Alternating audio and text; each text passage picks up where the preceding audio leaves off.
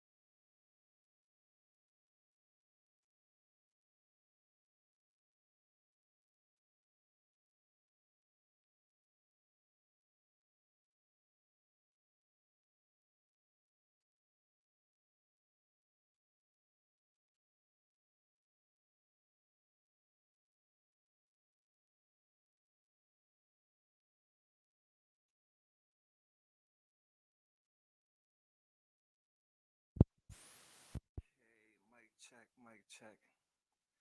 Think I'm back. Mic check. Mic check. Mic check. Okay, I'm back, guys. I'm back. How you guys? Can y'all hear me? Thank you so much for your patience. Can y'all hear me? I want to make sure I'm back at it. So I'm going to take this lady off the screen, all right? Thank you guys for playing the game. If you didn't guess where the cat was, I was saying in the comments, some of you already know what a cat is. So for those who don't know what a cat is, I'm gonna show you right now the cat. But this was an optical illusion, just to keep your mind busy while I was out. Here we go. Here's the cat. You see, that's the cat right there, guys. We have to exercise our mind sometimes, you know. All right, let me get her off the screen. Thanks for playing that little game. How's everybody doing today? One second, y'all. Let me put my little outfit on real quick. Give me a second. And I'll tell you guys have the best patient in the world. Okay, this is going to be my little outfit for tonight. But yeah, thanks to everyone for being in the house. How's everyone doing? Greetings to the whole AML family. There's so many of you guys in the building tonight. Sinful, Mark, Latina, Kathleen, Yummy and Big, Brittany, Penn Dizzy, Miss R, Chuck, BK, Catherine, Chirp, and Burp. Yo, you guys is amazing. Shout out to the whole gang. Yo, we have an amazing show tonight. I don't know if it's a show, but I have a nice little lineup tonight for us. I miss you guys. You guys miss me. I know sometimes it's not easy. I know a lot of us are going through some things right now in life. I myself too. I have my days where I feel like, you know, the negativity comes around sometimes, and you sometimes catch that negative vibe. So you have to like control yourself so that way you won't spread it amongst other people because it's contagious. We have to protect our energy at all times because it's a dark world. You know, when, as you see what was posted this morning in the community, when all you see is darkness, it's hard to like, you got to hold on to that hope, right? There's a lot of darkness out there. You turn on the TV, it's darkness. You go outside, you don't know if it's going to be your last day nowadays when you go outside because look at all the chaos that's out there. Every time it's some type of mass shooting, it's some type of natural disaster. And we are still alive. We are still living, guys. Don't that, don't that make you feel some type of way? All these things that's happening in the world today, but yet you are still alive and you're still striving to be the best person you can be. I just want to send love. Yes, yes, absolutely. Questions from within. I like your name. Questions from within. Be the light in the darkness. Absolutely right. The only thing that can kill darkness is light. Nothing can kill darkness besides light. So you're absolutely right. We have to be the light in the darkness. So when we bring the darkness to the light, we expose the evil because evil like to stay in the shadows, right? They like to be undercover, but we bring it to the light. So that's facts. Questions from within. I hope everyone had a beautiful weekend. We heading towards Monday, the new week. Well, some people say it starts on Sunday, but what was put in my head growing up, the week starts on Monday. How's everybody feeling? How is your body? Do you feel, do you feel fatigue? Sometimes you feel fatigue. You don't have enough energy to do things that you want to do. If you feel fatigue and you feel weak, you need to do some things in your life. One of them is you got to get rid of the sweets. I know that sounds hard for a lot of us, but you got to get rid of them sweets. Get rid of the sweets. Get rid of the alcohol. And it's another one you should get rid of too, but that's a little bit. It's an adult thing. It's called porn. People like going on them sites watching, you know, those type of things. You got to get rid of those three things. You get rid of those things, your energy, especially for men, likely for men. But yeah, guys, I'm sending love to everyone out there. If you are going through any type of medical situation right now in life and you're struggling with that, we're sending prayers to you. We have a lot of prayer warriors in the AML family who definitely pray for people because sometimes you you are not able to do certain things for a person, so you just gotta give it to God. You gotta give it to God in prayer because you cannot do it, so you gotta leave it to Him. What you can do, leave to Him, and He'll do. So for some people, you gotta give it to God, and one of those people I'm giving to God is Amber. I'm giving Amber to God because I have to wash my hands with the situation. You guys didn't you guys notice I took the video down from my channel because it was causing a lot of problems. But I just want to just give you guys heads up. The main reason why I took Amber video down is because her mother is still alive. Her mother is not dead, guys. Her mom is still alive. And in that video, she said that her mom was dead. And I'm so sorry that I put it out there and you guys, you pour your heart out for that lady. But her mom is alive and her sister has my number. Charlie, the guy that she stays with, has my number. So that's how come these people are able to contact me directly. Sometimes I regret giving my numbers to people. I don't know if that's a good or a bad thing because when they have my number, then, I'm the one now they come to with everything. If there's some problem, like Charlie, he was mad because he said, "Oh, I'm not her sugar daddy." She was saying in the video, "I'm her sugar daddy." And I was like, Charlie, I'm sorry, man.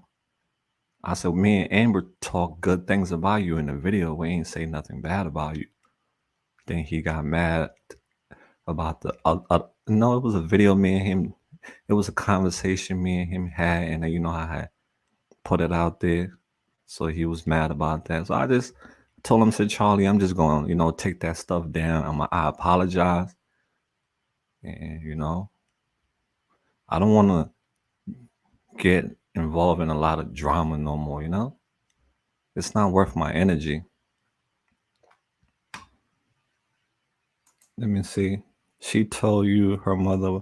Yeah, she said on the video her mom died. And I did call the mother phone to confirm, if the story was true, but the phone didn't it just rung and nobody picked up. So I really thought it happened. So that's how come I put out the post in the community that her mom died. And then I released the video, and in the video she said her mom died in the video, and her dad didn't want to let her know about what happened. So that was like, I was caught up in that situation because the sister, when she saw that, the sister was really upset and she messaged me. She was like, we stopped interviewing Amber because all she does is tell lies.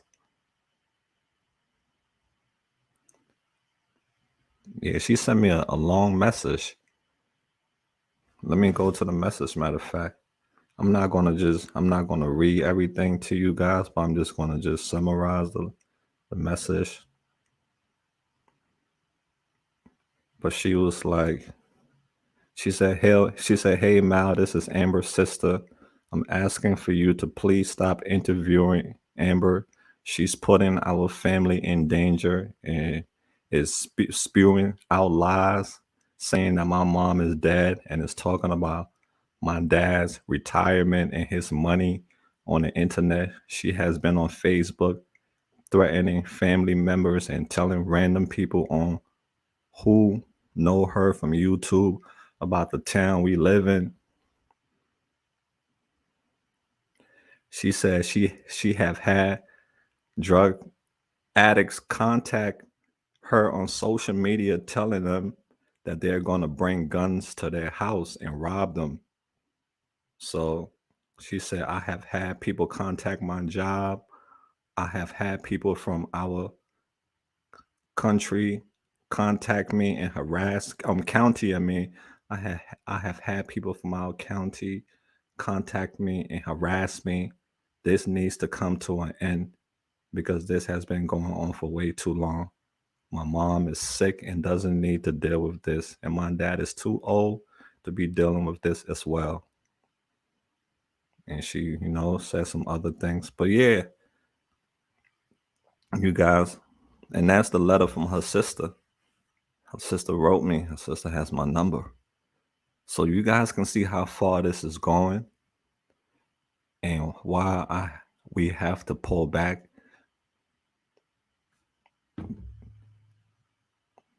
You know, I have a soft spot in my heart for Amber, just as many people do. But we can see I have come to the realization now that, she is not ready to change. And there's nothing that anyone can do about it. Not her family, not even her daughter, not even you guys who care so deeply about her. We can't do nothing about it because she has to want to change for herself.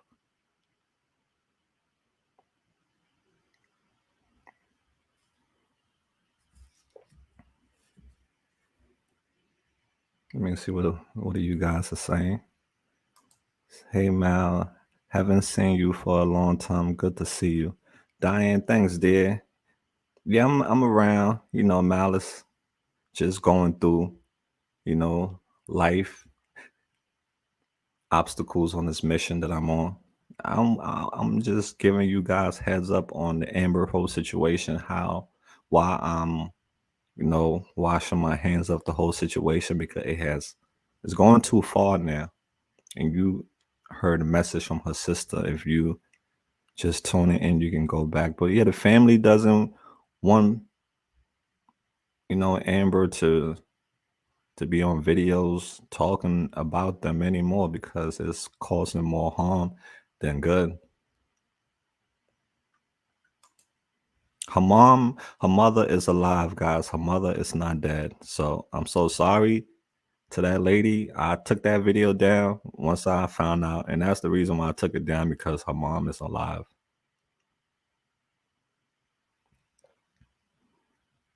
So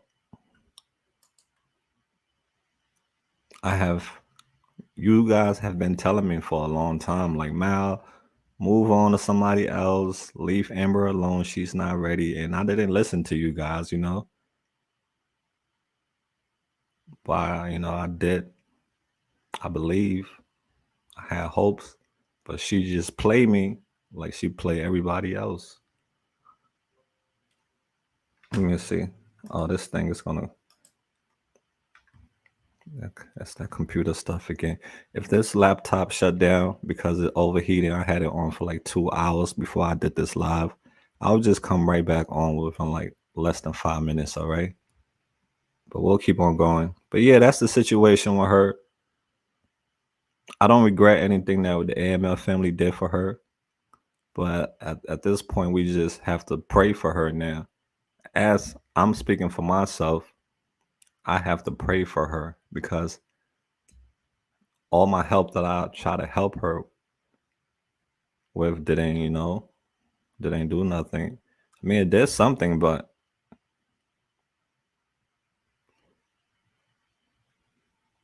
okay. All right, guys, I'll come back on. Okay, I'm going to restart the computer and I'll be back. All right.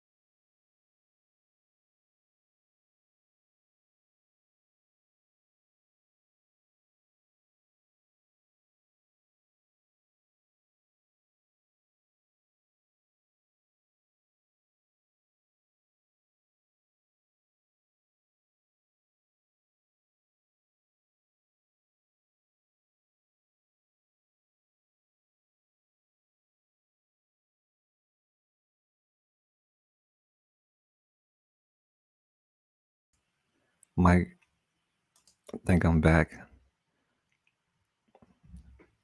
What's up, y'all? I apologize for that. Can you guys hear me?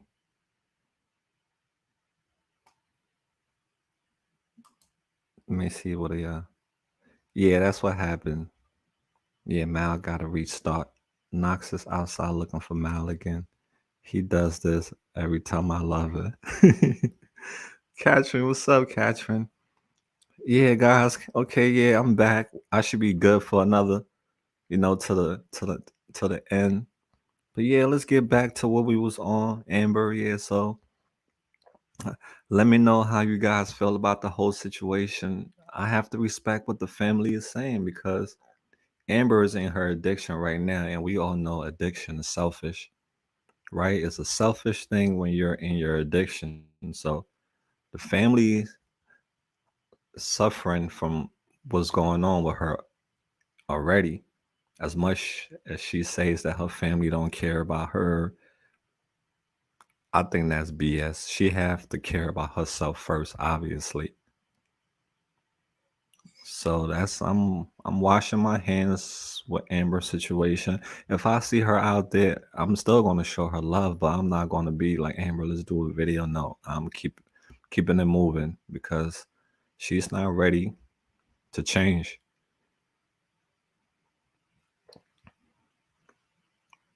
And she have so many people out there who's also rooting for her. You have some people even from other country who want to come down to Kensington just to visit her. And you guys are right. Some of you are right. All this attention have got into her head, and it was not what this was supposed to be about. It was supposed to be about support, but not enabling people, not making them go further down into their addiction. That's why we have boundaries. So that's my boundary with her right there, guys. The family have, you know, they have my number. So that's why. So what you guys think about that? You think that's the right decision? What's your input on that? I'm gonna respect the family wish. Mal, you have done everything and more. Now Amber has to do her part. Hopefully she can absolutely marry. Yep. And I just want the public also to know, Mal is gonna, do what he's gonna do, respect the family wish, but I can't say the same about the public. I can't say the same about other content creators.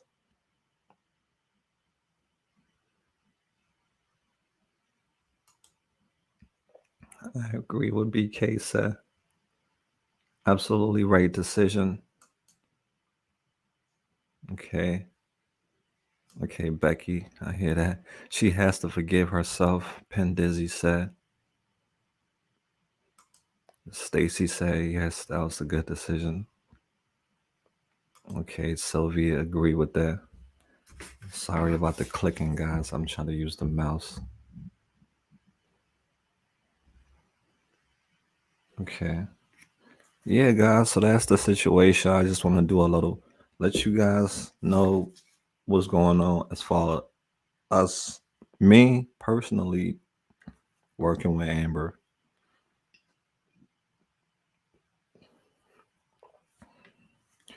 So the next person who I get asked about a lot also, shout out to Joe. He asked about Valerie. Valerie, I haven't seen Valerie for like the past 2 weeks, but people have seen her. The last week when I was in Kensington, I was out there asking about her. People say they have seen her. She's alive. She's out there still struggling. So she is alive, but I just haven't crossed her path yet. So to Valerie family and friends who love her, she's still out there in Kensington. Yeah, the struggle still continues. It's just getting worse. Hopefully, I'll run into her soon and put some positive words back into her head. But you can see the situation where we're in is it's a tough one. And Aubrey, shout out to John. Yeah, John, he asked about Aubrey. It's sad that she has no boundaries at all. You did all you could with her, and now you just pray and leave it at the altar. Amen. Yeah, absolutely, Gia. Everything we have done didn't work, so we have to give it to the higher power to deal with her. Yeah, but Aubrey, I haven't seen Aubrey going on, I can say, a month now. So hopefully she's off the streets in rehab. Hopefully that'll be wonderful.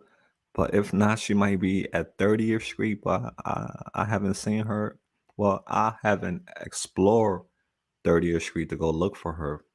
But I will do that this week. I'll see if she's around 30th Street when I'm going to Kensington. So I haven't seen Aubrey or her husband, John, I haven't seen those two people.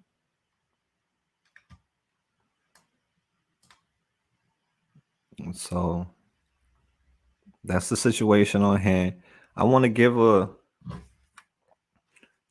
shout out to Lisa Medina. Lisa Medina always sends some positive words to me in my inbox. So shout out to you, Lisa Medina. We have a story that we're going to check out tonight from Sinful. Sinful sent me this video, and she wants for me to share it with the AML family. So we're going to get into that video in a short while.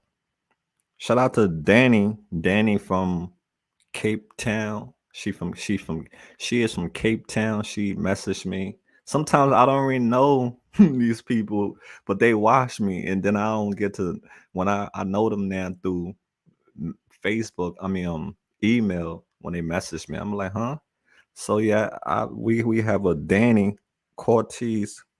I don't know how to pronounce her last name, but she's from Cape Town. She said she watched me and she, sent me some positive words as far as like dealing with haters, and she gave me some good words on how I should just keep on doing what I'm doing, that no matter what you do, that you're gonna have hate in this world. So yeah, but I'm probably read her message later on. But yeah, shout out to these wonderful people. All right, so guys, we're gonna get into the video from our girl Sinful. You know how we gotta do this, right? I gotta share screen with you guys. Shout out to everyone in the house, guys. I appreciate all the love. Give me a second while Mal do this little screen share real quick. Let me take this away. And yeah, Sinful sent this to me. I told her I wanted us to watch it together. So this is gonna be my first time watching it myself. So 1 second, guys. Sometimes when I don't use StreamYard in like weeks, it's like I'm just doing it for the first time again. Let me see. Okay, share this screen. When you think about substance abuse, slow down, girl. you never think. Slow down. Okay, guys, all right. Are you guys ready? Let's watch this together as a family, as one. And let's see what we're blessed with from our girl Sinful. Here we go, guys. When you think about substance abuse, you never think that it will happen to your family. And when it hit our family the way it did with my sister, I promised myself that I would get the word out that the opioid addiction does not discriminate. It happens to the least of us to the most of us. My sister was a doctor. She had her PhD in education. She was a minister, just the person who you would least suspect to be addicted to opiates. People need to understand that the opioid addiction is a physiological addiction. So just like I crave water, it's the same way people who have the addiction with opiates, they crave the drug. Have you considered going solar in Pennsylvania but afraid of the huge price tag attached? Most people don't know this, but almost 100... Initially, my sister was prescribed opiates for knee and back pain. I really believe that she wasn't able to get the prescriptions by doctors anymore, so she turned to the next best thing that she could to get that fix. And that's when she started reaching out to negative influences and drug dealers. I'm a federal probation officer. I deal with this kind of stuff all the time. But when it happened in my family, it caught us all by surprise. My sister and I were extremely close. We were best friends. If you saw her, you saw me. And when it hit so close to home, I make referrals to drug treatment all the time. I never in a million years thought that I would have to do this for my sister. But I did. And it was tough, but the addiction was so powerful. She was in a lot of denial. She did a lot of deflecting. She pointed the finger at other things going on, but she never accepted responsibility. And it was very hard. She was such a strong human being. She was my rock. She was my everything. She always came to my rescue. She was more than, just a big sister. Like, she would tell anybody, don't mess with my sister. That's the kind of person she was. So when this happened, I think in my mind, I thought, well, I knew that she would be able to beat this. If anybody could beat this, Karen could beat it. And so when COVID hit and everybody was on lockdown, there were signs, but I didn't recognize those signs until after the fact. I had to go through grief counseling because 6 months prior to her dying, I had already lost her. I had already lost her. So I actually started going through grief counseling because I knew at that point there was nothing else I could do. My sister was very charismatic, and my sister was a very strong motivational speaker, a very powerful minister. And she knew that Bible inside and out. And when she started to use scripture to justify some of the things she had done, I knew this isn't Karen. This is not my sister. Because she was the type of person, she didn't tolerate foolishness. She didn't tolerate, people making dumb mistakes. Her thing was, you're doing this because you want to do it, and I'm not going to be a part of it. That's the kind of person she was. And so when her addiction got exposed, I started noticing that she's not accepting responsibility for the addiction. Karen, I think, was dealing with some depression. I think that she was just going through a lot. And so when she died, my husband and I was like, everybody's blaming everybody, but nobody's blaming Karen. And it's not something that Karen wanted. I know she didn't. I know my sister did not want to die, but the drug was just so powerful. And because she was such a strong person, weakness just was not in her vocabulary. It just wasn't. And so probably to admit that I'm weak, I'm powerless against this addiction, she just couldn't do it. She did go in substance abuse treatment once, though. I was so proud of her. She was weaned off of the pills, and things were going great. Things were really going great, but she relapsed. And so when she relapsed, when the conversation was, I've been calling my counselor, but she's not calling me back. Okay, now the probation officer hat is kicking in. Okay, yeah. And she would say it over and over, and she would be so convincing. Oh my God, she would be so convincing. I've been calling that counselor, and that counselor's not been calling me back. And so finally, I just had to tell her, okay, okay. So she was sick.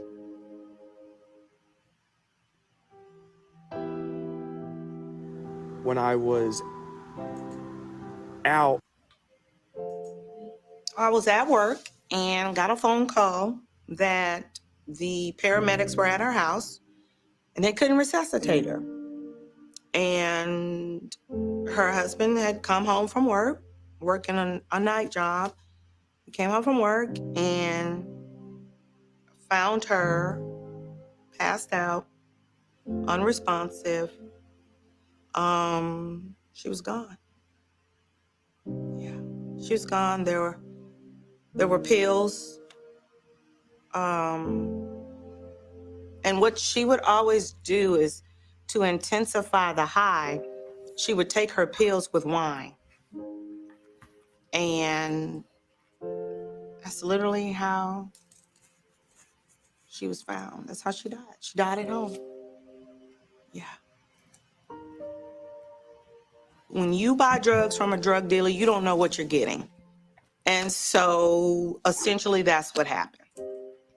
When I got a copy of her death certificate, it said on there fentanyl, alcohol, Xanax, and hydrocodone. And the reason on her death certificate, it said substance abuse. So that's how she died. And I know she did not commit suicide because that was not Karen. But I do believe she overdosed because she didn't know what she was getting. I think we didn't talk about it like we probably should have because of pride. And that is the worst thing to deal with when you're dealing with someone with substance abuse. It's you have to push the pride to the side. You can't be embarrassed because it happens. It happens.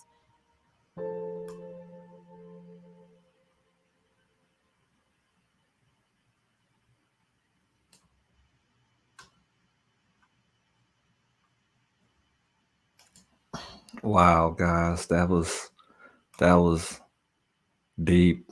I felt emotional watching the whole thing. I, I know some of you guys felt the same way too. You got the chills. At some point, you wanted to like cry. That's how I felt because that's how deep it is. Hold on one second. Let me close that. Yeah, but yeah, it's so sad. And you know what's even worse? They say you don't. The hardest thing is you not even taking the drugs, but still suffering.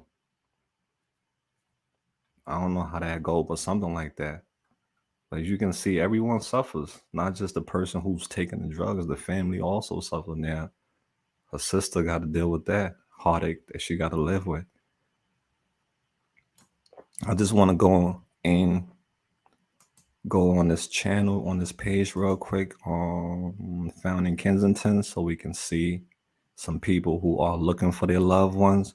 But first, before we go any further, I want to say rest in peace to your sister, Liz. Liz posted that she lost her sister. May her sister rest in peace.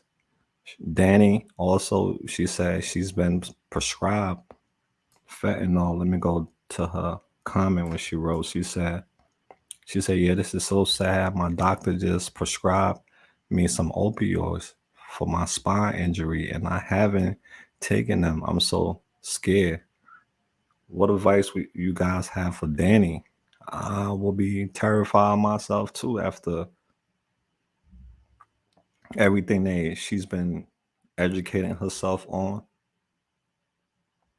What do you guys say about that? What suggestions do you have for her? because it's scary. Because knowing that you can get addicted to these things and that it is so powerful that no matter how sometimes you're not strong enough to win that fight. That's how powerful it is. So anyone that's introduced to it should be very cautious.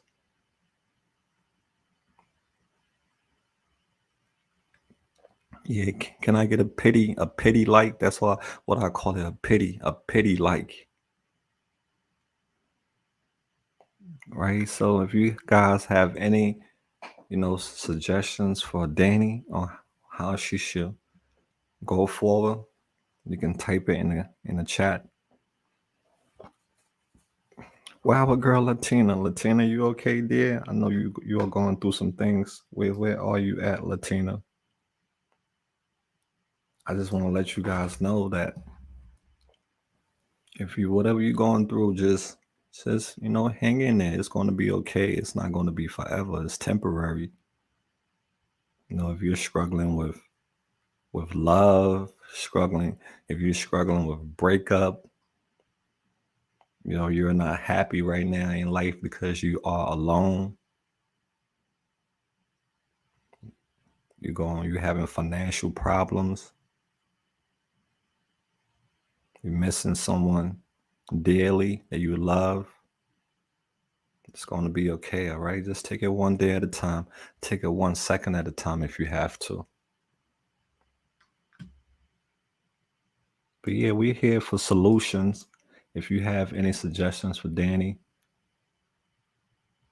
that would be awesome. Let me see what Susan says. She said, Danny Rose, I was put on Oxy because I suffer severe neuro. Yeah, that's a word Mal is going to fight with, but you get it.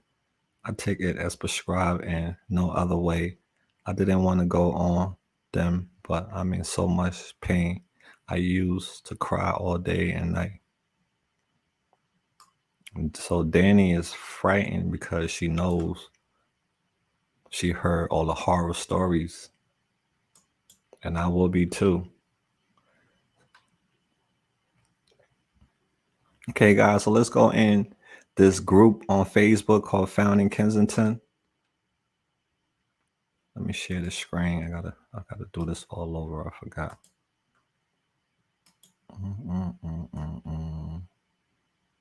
Okay, share the screen. Okay. Un momento, all right, everybody. Okay, let's get this off for a second. Let's go on this page. Make sure you guys can see. All right, guys. Let's see what we got here. Posted 11 hours ago. Angel's emotions. Make sure you guys can see. So this lady posted, hello, if anyone has seen or has any information about this man, please contact me. His name is Mike Schultz. He has not been seen or heard from since November 29th, 22. This is not like him to not be in contact with anyone, especially with his father. He frequents the Kensington area. He has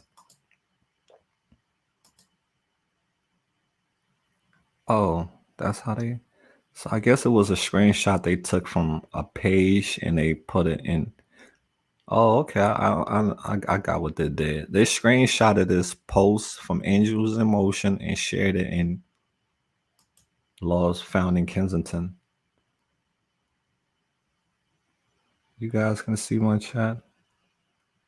Who's messaging me? That's weird, right? I don't even know what it said. Mike is right now. I pray for forgiveness for him. Oh, I don't know. Some things just be like. All right, so let's continue, guys. Let's go down. Okay, that was under that post. So if anybody have seen this guy, Mike, I'll keep my eyes out also too. It's just that sometimes people change when you see them in Kensington, and a lot of the times people in Kensington are hiding their face. They don't want to be found. They don't want. That's the whole thing. They don't want to be found. And then you got people with just hoodies on. They hiding their face. They don't want people to see them. So it's like it's hard. It's a really hard one, guys. Let's see what Al- Alicia Smalls said. This is such a tough battle, man. It's really tough. Alicia said, "Hi, I just joined this group. One of my really, and this guy right here, I have seen this guy in Kensington. I have seen him." She said, "Hi, I just joined this group. One of my really good friends has been in Kensington for a while now. Nobody hears from her or her fiance often. She abandoned all her children, even their now 2-year old, who is now staying with her fiance's sister. I really want to find them and make sure they are okay, and also see if I can get them some help, even if it is coming to my apartment and finding next steps. I just want them safe." Her two older kids were with her exclusively for the first 6 years of their lives. So you are old enough to know she's gone. So they are old enough to know she's gone. Thankfully, the two older children are safe and living with their biological dad. I just want to talk to them and try to offer help to her and her fiance. Please message me if you know anything or have seen them. I will post only pictures that I have of them. Please let me know if anyone has seen them or knows where they are. I just want them to be safe and try to find them in any way I can. You can private message me any information. This is like so heartbreaking, guys. This is like when is this gonna stop? It's like it's never ending.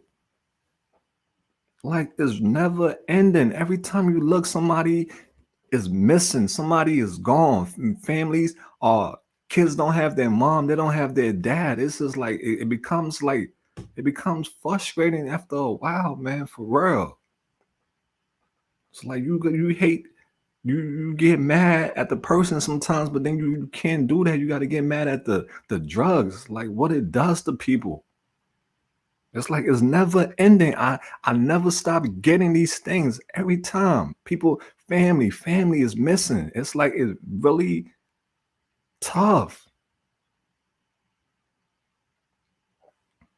It's sad, man. It's really sad. It's like you can't really do much because drugs are so freaking powerful. It's like you want to take them, you want to rescue them, but you can't do it because the drugs are so powerful. And you see what this lady wrote. She want to do her best to try to help them, but little does she know how the type of fight, the demons that she got to battle when she dealing with addiction. What comes with it? This is like really heartbreaking, man. For real, it gets really heartbreaking. What drugs do to people, and how drugs just ruin people's lives, ruin everyone's lives. People who are not even involved in it, their lives get ruined too. And I get emotional about it because it is emotional. You cannot, I don't care how tough you are as a person, this is emotional. If you got feelings, you're gonna feel. I'm not a rock, so I feel it deeply. Look, please help me find my best friend Abby.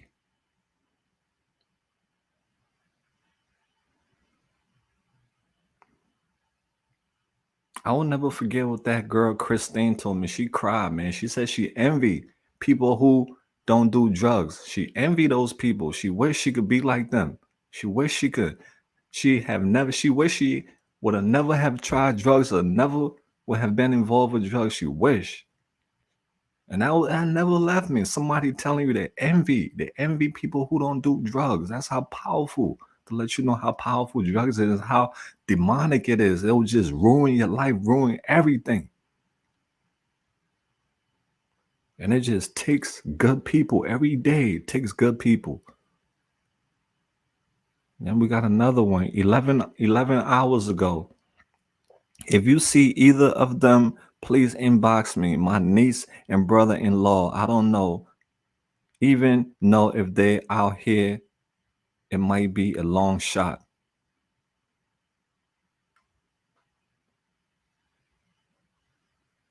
It's another one.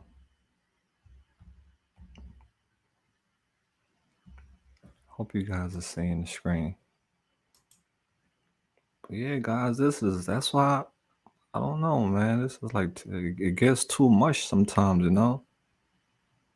It's such a sad place, a sad, dark place to be.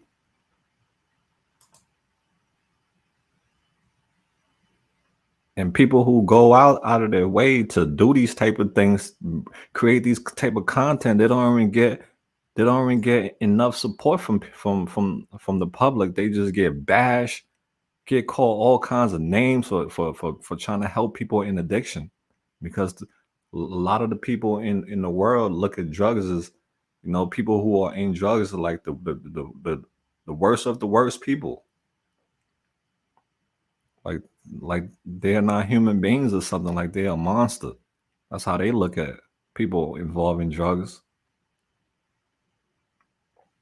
So not a lot of people want to help. Please keep an eye out for my older brother. He's been missing since November. His name is Michael. No one has heard from him at all. If anyone sees him or recognizes him, please reach out to me. It's another sister missing her brother. She posted this 1 day ago.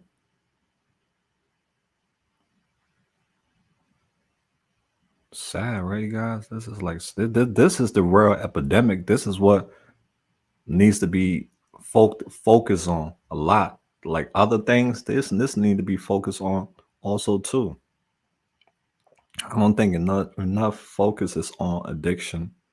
I think it gets the bare minimum focus. It's February 7th. Looking for my son. Look at this. A mom looking for her son. Look what the drugs have done to him. Looking for my son, Stephen or Stefan. Everybody pronounce that different, Stephen or Stefan. 42, white tattoo, 6'1". Last known getting out of Pyramid Health Rehab in Quakerstown on the 17th of January. Please PM me if you have any info. I I at least have to know that he is still alive. I live in Florida and have no way of locating him. Tell him I love him.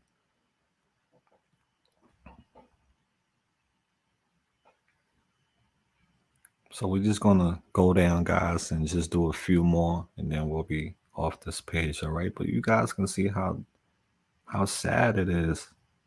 How many families are broken and torn apart because of addiction.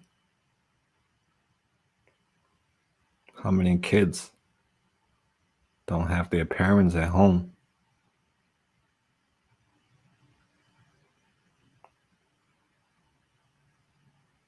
This was posted 11 hours ago.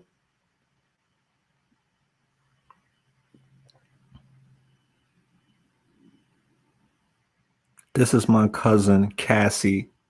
She's been missing a while now, at least known in Kensington. Last known in Kensington.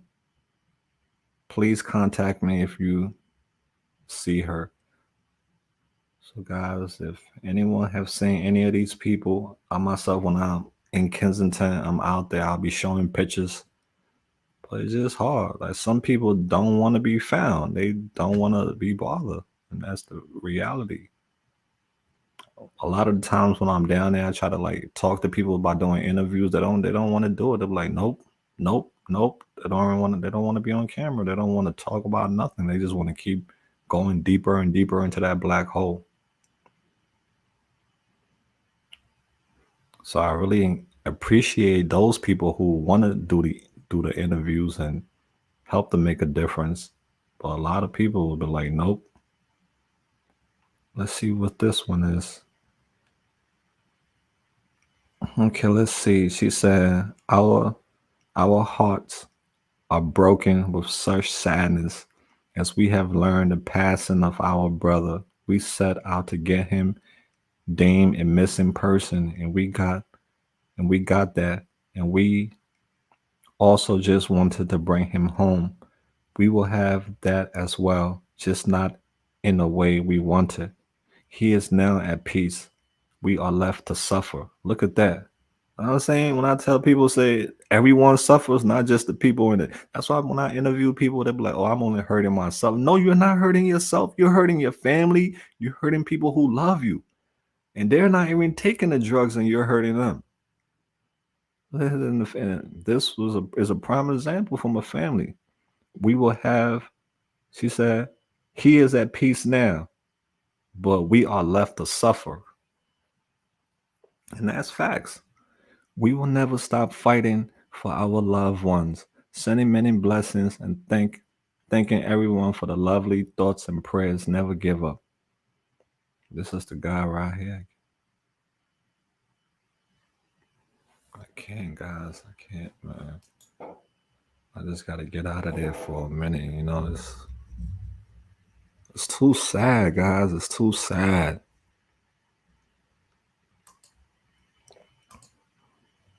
That's why I take breaks from this, because it's too much for a person's mental health. It's like a person that work in a funeral home. You operating on bodies every day. That thing was like, after you saying stuff like that, it's gonna like mess with you mentally. When all you see is darkness all around, all the time, darkness. That's why we gotta congratulate people who have won the battle with addiction, because that right there gives us hope to let us know, hey, it's going to be okay. But I just wish more people would want to fight for their life, would want to get off drugs and do something productive with their life. I wish more people would be like that, because you see, it's not, they see for themselves, there's nothing in it. Just getting well. Oh, I don't get high no more. I just get well. I just get well.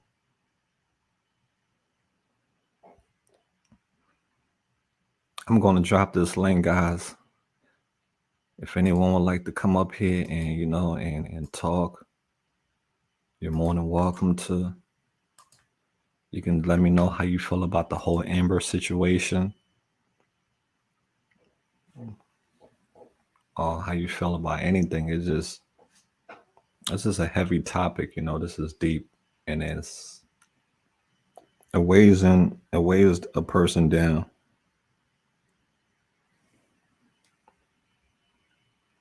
I'm gonna read some comments. So if you want to ask me something, you can ask me. She said, "Hey Mal, did you ever hear anything about Kiki? That was true or not?" I still haven't got confirmation from a family member if that was her. All I hear is people from Kensington are saying it is her, but there is no obituary, things like that. So I don't, I'm not 100% sure, but those who know her said it is her. That's all I know for now.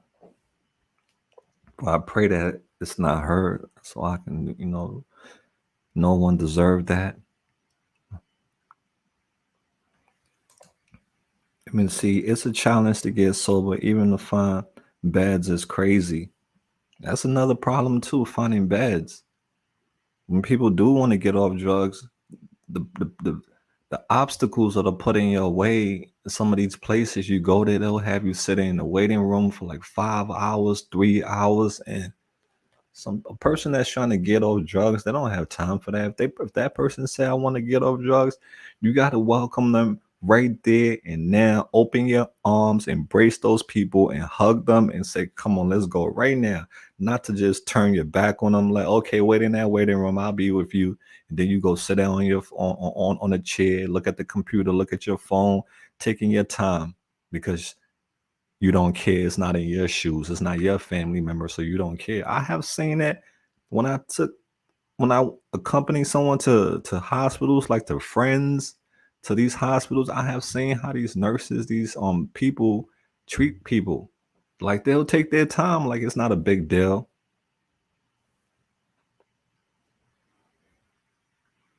And it's really sad. Don, oh, I thought he just said if we wanted to know updates on Amber. Like, my bad. Yeah, Amber update is I will not be working with her anymore, Don. Her family, her mother is not dead. Her mother is alive, and she, said on a camera that her mom is dead, which is false. And her sister said that people from the internet are threatening her and the family, because there's a lot of people who watch these videos. A lot of these people, I would not even want them to be my friend in real life because a lot of them are rude and disrespectful. Honestly, a lot of these people that watch these addiction channel, I would not want them to be my friend in real life. I like people who are respectful, people who are not rude. But a lot of them that watch these channels, they are rude, disrespectful. They don't know how to talk to people. They talk to you any kind of way. You want to be friends with somebody like that that's rude and disrespectful? You can't even go out with them because always on some rude, disrespectful stuff. No, and that's the type of people that be messaging people, rude, disrespectful people. They don't know how to talk to you. No manners, nothing.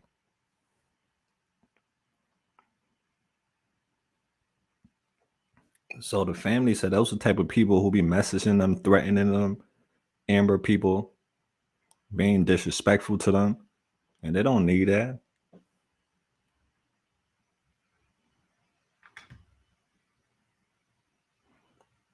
Danny, I hope you feel better, dear. Oh my God, that ain't yeah, Dawn, yeah, her sister messaged me a few days ago, and that's why I took the video down. Yeah, she said that it's bad. Amber is like telling a lot of lies online. People online, a lot of these people online, not you guys, the real ones, but thank you so much, Valley Girl. Some of these people overseas, like they don't know how things go, I guess. Like they just be a little bit out there to extreme with it. Probably calling this girl mom. I don't know how they found her information. Amber could have given it to them. Who knows? But yeah, some of these people are rude and disrespectful. And the family don't need to be dealing with all that. Her mom is sick. So yeah, Don, her mom is alive. And the videos, when she goes on the video, say things about her family, it affects the family too. So I took the video down because her mother is alive. And I just say now, Don, Amber is not, she's not ready to change. She's not changing for her daughter. She has a daughter. She's not changing for her daughter. She's not changing for her family. She's not changing for me. She's not changing for AML family. She's not changing for Charlie. She's not changing for anyone. She got to do it for herself. Change for Amber. And she's not even doing that for herself. So it's just at this point now, it's just a bunch of manipulation to me and other people. From what I see now, it's a bunch of manipulation. What I can get from you, what I can get from this person. So, and if I'm working with you, I'm trying to help you, and I'm saying you just trying to play games and trying to like get over. I'm gonna cut you off. I don't care how much I like you. Yeah, I'm gonna cut you off.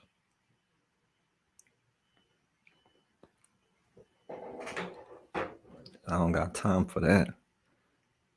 Let me say, I went to Episcopal ER 2 weeks ago. The guards and other staff were very, see, exactly. A lot of those people, like, they really rude, disrespectful, like they don't know they'll make you want to get out of character because how they come at you with their attitude, try to play you like you some type of cornball or something. You're not, but you just you don't want trouble. Yeah, but some of these people are really rude. People that work at hospitals, I have seen it myself, Luz. You're absolutely right. A lot of them don't care about the people, they just care about that paycheck.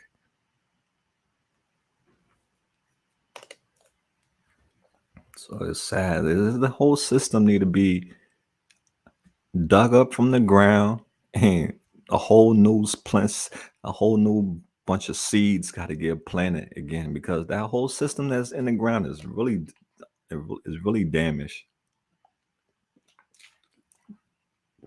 The system is hijacked, guys. It's hijacked and is corrupted. Is damaged.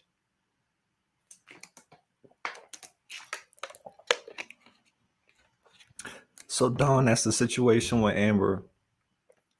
I told the family I'm not going to interview her no more. If I see her in Kensington, I'm still going to say hello, hi to her. We're not enemies, but we're just not on that doing interview stuff no more. I told the family I'm not going to interview her no more, but that's not going to stop other people from doing it. I just told them that. And the reason why is they have my phone number, so they able to contact me directly.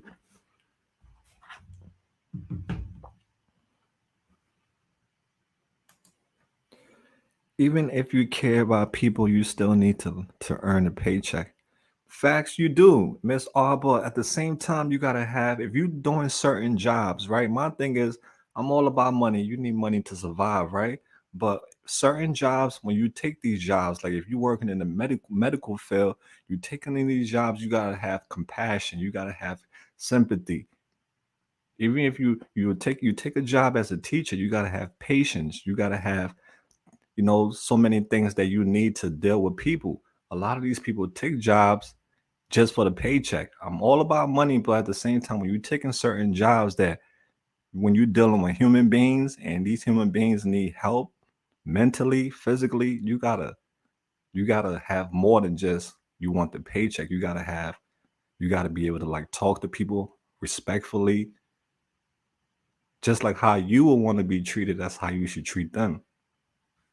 That's all I'm saying. Paycheck pays the bill. Without that, we wouldn't be, living, surviving, paying the bills and having shelters and all the things that we need to survive. But if you're going to take a job dealing with human beings, especially as a nurse or anything else that you're dealing with people, you got to have those qualities inside of you. You got to have empathy. You got to have compassion. If not, you're working in the wrong field. You got to work in the field where you don't require those things.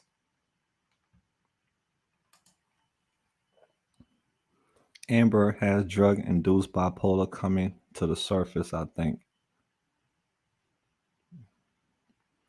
It's just with Amber, she's in a toxic environment around a bunch of negative people. And when you're in that environment like that, that's all, eventually that becomes all you know at the time. Facts, that becomes all you know at the time, because that's all around you. That's your lifestyle until you get uprooted from that situation, that uproot you, either by your will or not your will. You get uprooted from there and put somewhere completely different for like 2 years. 2 to 3 years put you in a whole different environment for 2 to 3 years, and you'll change. Your mind will start to like, I guess it comes with maturity too, right, guys? Will you say it comes with maturity? I think it comes with maturity. A lot of the times it comes with maturity. God bless you, Mal. You make a big difference. Good night, AML fam. Thanks, Jeremy. Thank you for stopping by, buddy. Stay awesome. Continue being a light in this world, okay? Keep shining, brother. Sinful, you are right. I work with mental health clients. You need to have patience, treat people. Yeah, lose, exactly. See, that's what I'm talking about. Certain jobs that you take, especially dealing with people who are dealing with mental illness, people who are dealing with addiction, you got to have patience. You got to have compassion. You got to have, not many that you should let them walk over you, but you got to have these things inside of you so you can You can feel what a person is feeling. What That's what I'm just saying, because if you don't have, you don't have that inside of you, you're not gonna really care about the people. You're just gonna be like, yo, all right, I just want my paycheck. But if you care about your job and you're doing it with passion, everybody is gonna know. The people is gonna know. When you, a person is gonna come from, they're gonna come from you, and they will never forget how you made them feel. They will never forget that experience that you give them. Right? A person will never forget how you made them feel in life. On your medical records, they will put addict. Look at that. And that word right there, just alone, addict, will make people judge you. Some people would judge you automatically just hearing, oh, you an addict. Or that right there alone is just like a stamp that's put on you now. Boom, you're an addict. So now they look at you completely different. Because I'm telling you, if you put two people somewhere and you introduce a person who knows about these two, who knows about addiction and knows what comes with addiction, that person is not educated fully on addiction, and you say, oh, these two people that are in this room, this person is an addict and this person isn't. And a lot of the time they're going to pick the one who's not an addict to get the job than the one who isn't. So I'm just saying, a lot of people are going to pick the other person over the person who isn't in addiction, especially if they're not educated on it. I'm just saying those label just automatically condemns you when people hear it. It's just like a person who went to jail. If you go apply for a job, they ask you, have you been convicted of a crime? And you say, yeah. People judge you just alone by that. You've been convicted. You get judged. So it's a lot. It's a lot to deal with, guys. Let's see. We were called junkie back in it. Yeah, sinful. And you know what? People from back in the days, them old school cats, they still be using that word, calling people junkies. Yep. They say, oh, that's how we used to talk back in the days. I'm like, yeah, back in the days is 2023. That's why a lot of the things that used to happen back in the days need to change. And I'm so grateful I wasn't born in some of them eras where they used to be really barbaric to human beings. Some of them eras, history, them eras, how they used to be really cruel to human beings, the type of punishments some human beings used to get for like minor offenses. Thank God I wasn't born in them days. But right, things changed as the year progressed, the century, decades, whatever. Things supposed to change. It's not supposed to stay the same because people change, people learn, people grow. That's what I'm just saying. The whole system need to be uprooted, and a whole new system need to be put back in. Let me see. What's up, Mal and family? Thank God for another day sober. Look at you. That's my guy, DJ, always coming through with the positivity.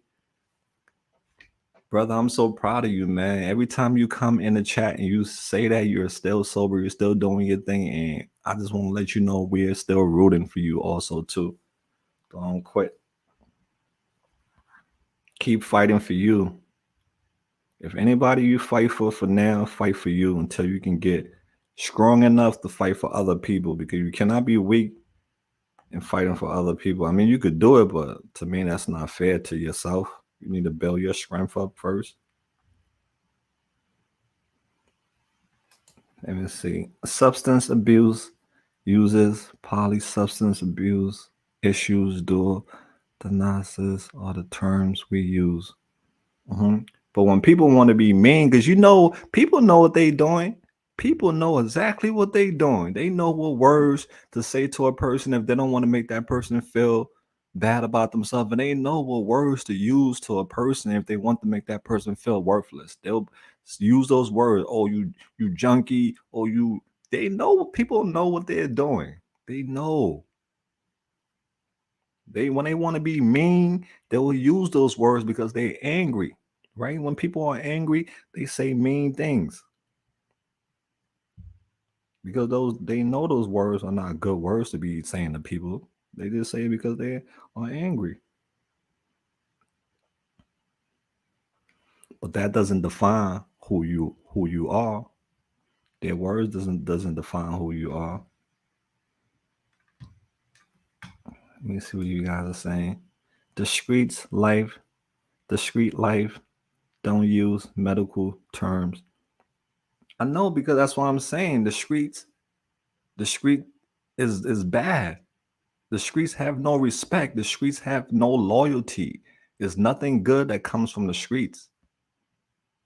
That's why when we come from the streets, because a lot of us came from the streets, talking about from teenagers, from teenage years, from hanging out on the streets, from running away, doing, from being wanting to be outside all day on the streets. Some of us, the streets was us, and we knew. We eventually learned there is nothing good can come from the streets but trouble. There's nothing out there. The streets don't love you. So we have to, as that's why when we get older, when we grow up, when we know better, we change. We change who we are. Right? We change who we are because the streets is no good. What Maya Angelou said, when you know better, then you do better, right? So we learned that the streets was bad. We learned that the streets was death. We learned that the streets was nothing good can come out of it. And we learned from that. But some people just refuse to, I guess, to change their thinking, because when you change your thinking, your life change, right? When you change the way how you think, you change your life.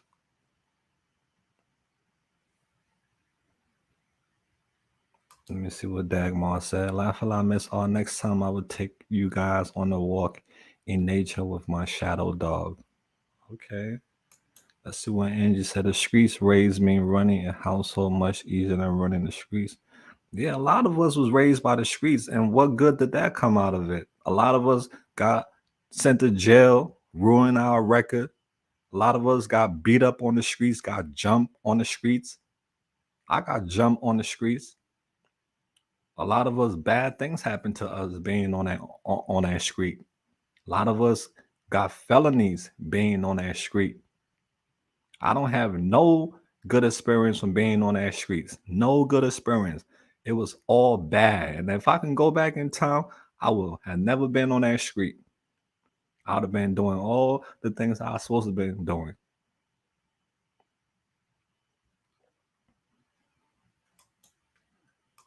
The streets is no good. The streets don't. Yeah, you learn how to be street smart on the streets, right? You learn how to be street smart. You learn how to move in the world. You know when danger is approaching because you're street smart. You know certain situation, how to move in it because you know the code of the streets. You know the do's and the don'ts.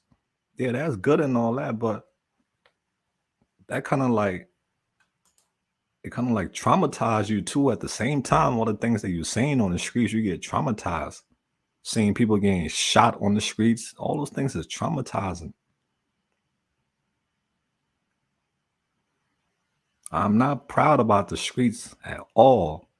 And I will never be proud about the streets or coming from the, I would never be proud of that. Those are the things that ruin my life, the streets. Not wanting to listen to mom and dad, breaking curfew, jumping out of the window, sneaking outside because the streets is calling. I wish I can go back. Well, I wish I can go back, guys. I wish. I was raised in the streets, nothing but good came out of it. I was raised in the streets. See, to each his own. To each his own. She said, Susan, she was raised in the streets. Nothing but good came out of it. To each his own. You learn lessons in the streets. Some people, I guess, good can come from them being in the streets, but for me, nothing good came from me being in the streets. It's messed up my life. So, and it all depends what street that you grew up in. I grew up in the streets of Harlem. I grew up on a crack infested block. I grew up in the ghetto. I grew up in the slums. So it all depends on what type of street you grew up on. But my streets ain't nothing good came from there. There was no cheerleading going on in my streets. It was nothing but heartaches and death, people getting shot in buildings. Yeah, shootouts on the block, you running for your life, ducking behind cars. It was nothing good on my streets on my street. So it all depends on what street you grew up on.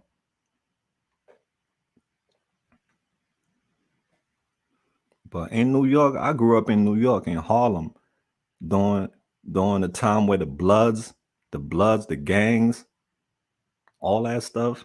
That's the era I grew up in where you was going to school, you was scared because bloods was going around cutting people's face with knives and all that stuff.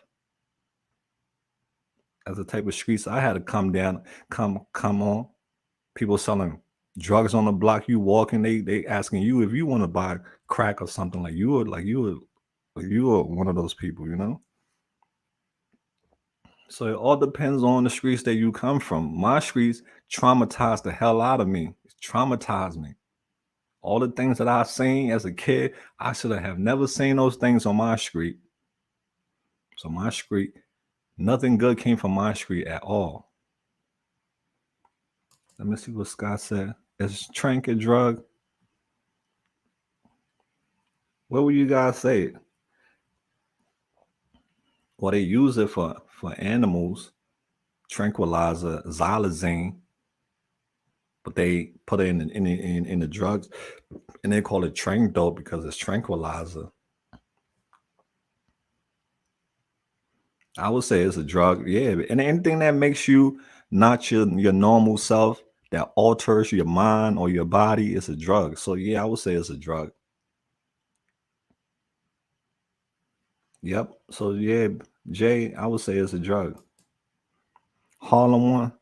Harlem 163rd. And oh, see, Scott know about 163rd St. Nick. That's going up the hill, or yeah, St. Nick going up the hill. That whole area, you remember Broadway and that whole area was nothing but drugs. I remember as a kid going to school, nothing but drugs on Broadway. Everybody's out there selling drugs. I grew up in a drug infested area.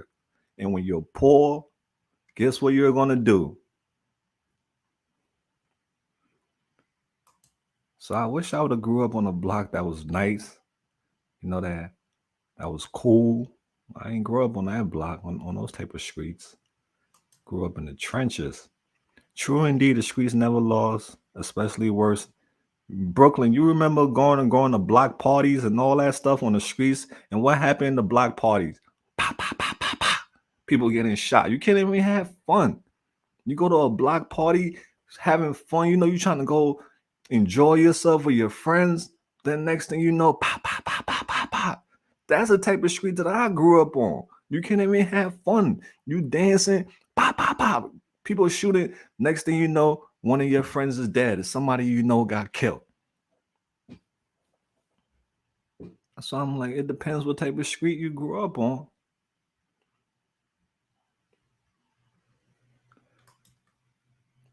Yes, the xylazine is cheap horse tranquilizer. Oh, Tommy knows. Tommy could definitely educate you on that. Yep. To me, anything that alters your mind, alter your body, that makes you out of yourself is a drug. Michelle, great to see you. Yeah, shout out to everyone in the chat. Yeah, but shout out Shout out to you guys who never, you know, had to experience certain things in life. God bless you. Be grateful, be thankful, be humble. Because some people, they have to experience it, and they didn't want to experience, they didn't want that, but that was their hand that was given in life, and they just had to play their hand to the best they can. It's people right now that's in foreign countries, they want to come to America. You think they was like, I want to be born in this hardship, in this hell, suffering every day.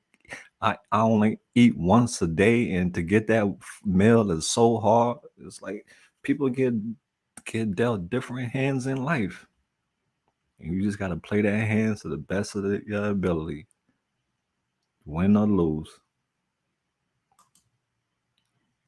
So being in Canada, I went to Seattle running away with the random dudes before 9/11. Oh, you was a rebel, huh? Hey, yo. How many runaways do we have in here? How many of you have ran away from home? Hmm? Yeah, I know. I'm not the only runaways. There's a couple of runaways in this chat who ran away from home. Had your mom or your dad looking for you. Let me see. Mal, thank you for what you do. Yulia, God bless you. Thanks, dear. Appreciate you for being you, for understanding. A lot of people don't understand what the mission is, the assignment is. Sometimes we just have to be here for each other. We got to be there for each other. But at the same time, don't let nobody, take advantage of you. Don't let nobody abuse your kindness.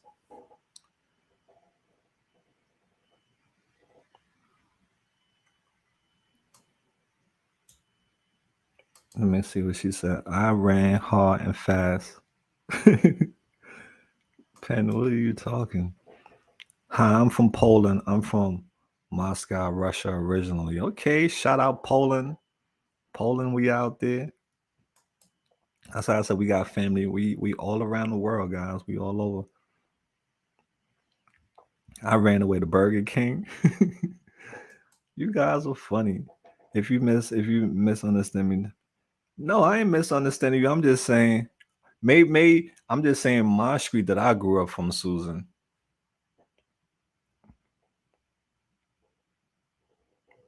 But you say your hood was good, so I'm like, no doubt. But I'm just talking about me in general, Susan. I'm not talking about your comment. I'm just saying my street that I grew up on, letting people know, because some people did grow up on good streets, but my street that I grew up on was really bad. But I know everybody is different. We all are different, dear. But if you want to explain to us, we sure I'm here. If you mean something different, you can let me know. I'm all ears. I used to get the egg and cheese croissant back. You laugh out loud. Oh, y'all talking about grocery stores? Sorry for what's happening in your country is horrible. Oh yeah, yeah, yeah, definitely. We gotta send prayers to you. Oh my bad, Susan. Go ahead. Susan says she want to speak. You're not giving me. You want to come up? You want to come up on the platform, Susan? No, I don't want you to think that I'm misunderstanding what you're saying. I'm just trying to. I just had to put that out for me to let people know how my street was. But if you want to come up and you say I'm not giving you a chance to speak. So if you wanna come up on the platform, you can. You want to come up, Susan? I would love to hear about your street. Let me drop the link. See, that's the link right there, Susan. If you want to come up, if you want to type in the chat, you still can do that. Yeah, but I'm just talking in general. I don't want you guys to get offended by anything that I'm saying. I'm just letting you guys know from my perspective, from my view. You have your own view, you know? Everybody got got their own story. Hey, I got let me hey, I got it lighting it up. Oh wow, Catcher McKay, that's hard. What are you guys talking about? I love the child inside you, right? You can never let the child inside you go. No, that's the best part of you, that child that's inside of you. That's what makes people want to be around you sometimes, because if you're serious all the time, who want to be around a person that's too serious all the time? You can't even joke or laugh with them. MB in the house. Oh wow, Catcher McKay, that's hard. She said, Angie said, like night and day, I went and played with the hippies in the 90s. Okay. Oh, that's what's up. Angie, I was like, that was my hood. I get to play with hippies and stuff. I wish that was my hood. And I give each and every one of you props, because everybody got their own story and how, they grew up, how they was raised, the good times, the bad times. Thank you. But we now in 2023, we have to enjoy the good times while they last. We have to enjoy the good times while they last. And that will always be my motto in life, is to enjoy the good times while they last, because the good times is not going to be around forever. So while you got it, enjoy, okay? Enjoy to the best you can. Shout out Belinda. Thanks, Belinda. You a sweetheart. Belinda always show love. I'm friends with Belinda on Facebook. She's a sweetheart. She's very positive.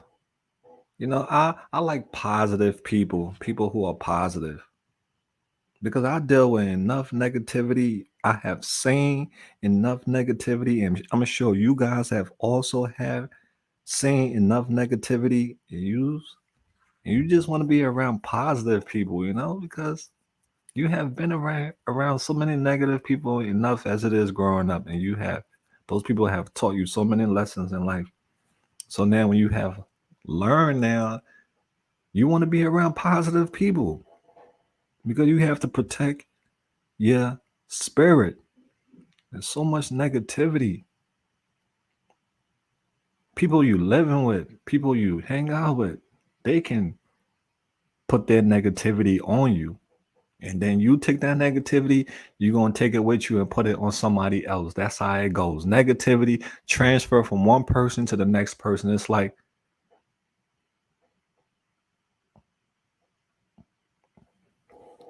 yeah, that's why I've been blocking a lot of people from Facebook, because I'm not trying to be waking up to no bunch of negativity every day from you. You negative, no, I'm not trying to deal with that.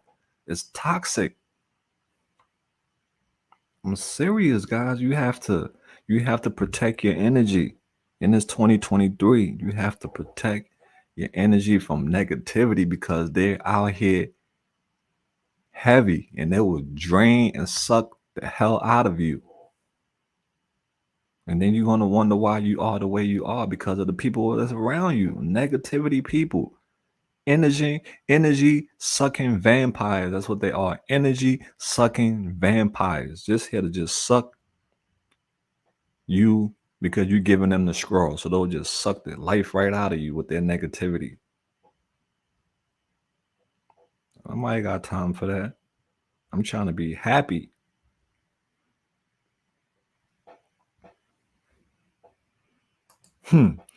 Amen to that, Scott. Tell me about it, right, brother? Amen to that. That thing is draining when you're around. That is very draining. It's very toxic. Sinful in the building, but her device is not connected.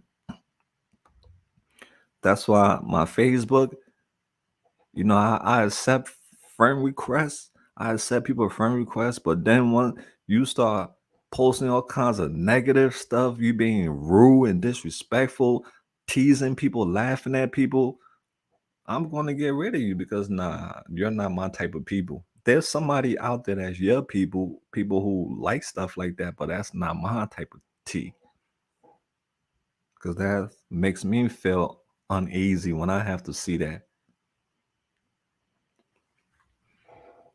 Oh, Sinful, you here? Hi, do you hear me? Oh, my bad. I was like, first it said it was disconnected, and I'm like, oh, there she I know, go. I know. I'm just Well, trying to, thank but you. hi, Thank you love. so How are much for. you? I'm okay. Thank you so much for sharing that video. Let me start off by saying that I was really touching. That really got me in my feelings. Yeah, yeah. Good evening, family. I really enjoyed watching that. It was unfortunate and it's such a sad story, but I needed to share that with you. So I periodically send you stuff through Messenger that you can share with the family. Yeah, absolutely. I Yeah, love that. absolutely. You're welcome. On another note, I wanted to piggyback on the positive energy. It's so important to surround ourselves with positive people. Mm-hmm. But I wanted to share something with you that through my journey, I actually was able to spend the holidays with my family after 19 years of not sharing the holidays with my family, Oh or wow. or due to addiction. You know, Mm-hmm. it's sad, but we lose a lot. And we lose family, we lose friends, we lose our jobs. Just the struggle is real. And I just wanted to say thank you for putting this together and creating such a great platform for yourself, because there's people like us. We're not alone. Mm-hmm. Um, but yeah, the struggle was definitely real. I had the opportunity to spend the holidays with the family, and it was just a beautiful thing. I needed to, not that I didn't speak with them and not that I didn't care to spend the holidays, but I just needed to find myself. And in addiction, we lose ourselves, and it takes so many years to recuperate um, relationships. And there are times that, although we do the right thing and we fix ourselves and we go to rehab and we do everything that we can possibly do for ourselves, right? A Mm-hmm. lot of the times, our family members don't forgive us, or they don't forget what we did to them. So it's sort of kind of difficult. You're battling to stay clean, you're battling to live a decent life and a sober life, and then yet you don't have a big support system, or the support system that you do have, they don't trust you because we did a lot of things to put them in that frame of mind, right? Like we stole from them, or we deceived them, or forgiveness is just a big, big thing, and it's hard. With that said, I learned to forgive myself. Mm-hmm. And I must say that once I forgave myself and I took that time and that journey, trust me, it was a lot of years. It wasn't easy because, again, I did a lot of things that I shouldn't have done to a lot of people, and I did a lot of things that I shouldn't have done to myself. But thank you, Lord Jesus, that now, I was able to spend that time with my family, with my mother after 19 years. I forgave her, I forgave myself, and it was just a beautiful, beautiful, beautiful experience. And I just wanted to share that with you and the family, that we do recover. Um, I was blessed to have a good job, and they were nice and gracious enough to, instead of giving me the boot, put me through treatment and sent me to the farm, and I cleaned my act and did what I had to do. But it took me a very, very, very long time to get where I'm at today. So I just wanted to share that with you guys, that we do recover and it's possible, and we do need to surround ourselves with positive people and love and love and love ourselves. And the most important thing is to love ourselves and forgive ourselves. Mm. Yeah. Wow. Yeah. Wow, Sinful. If you was in front of me right now, I would have give you the biggest hug there was because you just made me so, it just touched my heart because a lot of us out there are not, with our family, our biological family because of, reasons of stuff that, happened in the past. We haven't gotten over it. They haven't apologized Yeah. or we haven't, felt that connection. So hearing you say that, that really just, encouraged me to eventually do the same thing to my family because I'm like disconnected from my biological family too because I was like the only one that struggled with drugs, was involved with drugs. So I felt like they didn't understand me. I felt like Yeah. I was the Yeah. black sheep. And Yeah. my older brother, he was the good one. He went to college, and I was the one who didn't go to college. I went to jail and all these things. So I just felt like I wasn't good enough, even though I Right. know my No. mom loved me, but I just felt like I was like not good enough for I didn't meet their expectation. My dad, he went to college, he got degrees, and I didn't meet none of their expectation. So I just felt like, you know, the loner, the black sheep. So hearing you say that, that just, touched my heart that I'll Listen, hopefully do the same one day to you will, reunite. you will. And regardless of the situation and regardless of how you feel and what they've put you through, at the end of the day, you forgive yourself and you know you can do it and you forgive them, right? Because a lot of the times our family don't know better. I grew up in a large family. My grandparents raised me. My mom was out there doing her thing, and she supported us, but she didn't wasn't there physically.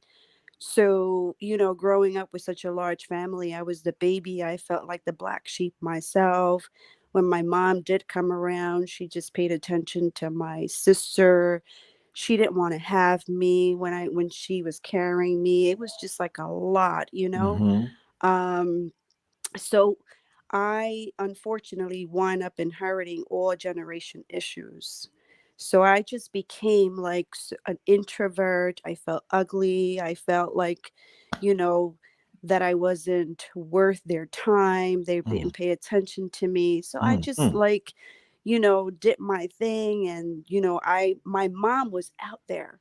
So I sort of kind of like you looked up to my mom, she looked mhm, to me, she was like my Jessica Rabbit. She was beautiful. Back in the day, they used to put their wigs and their tight dresses and they were doing their thing. And I used to look at my mom.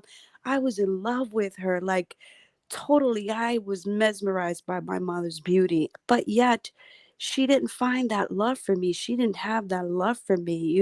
mhm, Um, it's like, really? Like, this is a little girl just looking up to her mom, mm, and there was no love there. And because of that, because of all that pain and all that suffering that I went through, I opted to have kids because I was afraid. I was so afraid that if I had kids one day, I was going to mistreat my child. mm, So, it makes me emotional because it's mhm, like, wow, no kid needs to go through that. So I just picked up my stuff and did what I had to do, and I survived the streets. I grew up in Williamsburg, and I did a lot of things that I shouldn't have. I'm not proud of, but I was just doing things to survive. And I got caught up. I got caught up. Um, Fortunately enough, I never did jail time. I never did none of that because I used to hang out with the Italians, the mafias, and they took care of me. I mhm, was their little mhm, princess.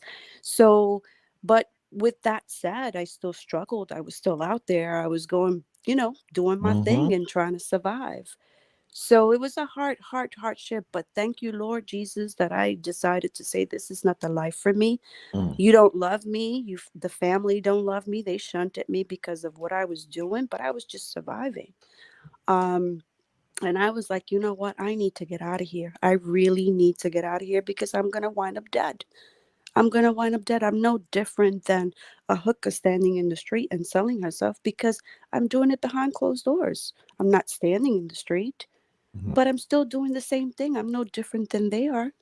So what makes me think that my life is going to be, Miss Princess, or I'm invisible? I'm Right. going to go. I'm going through the same thing. So I just decided one day I was done. I was so done. I put myself through school and I did what I had to do. Got a government job and kept moving on. I went to college, did everything I had to do. But all this time that I was doing all these beautiful things for myself, I was alone. I did it all by myself. My family did not speak to me. They want nothing to do with me because I was a junkie.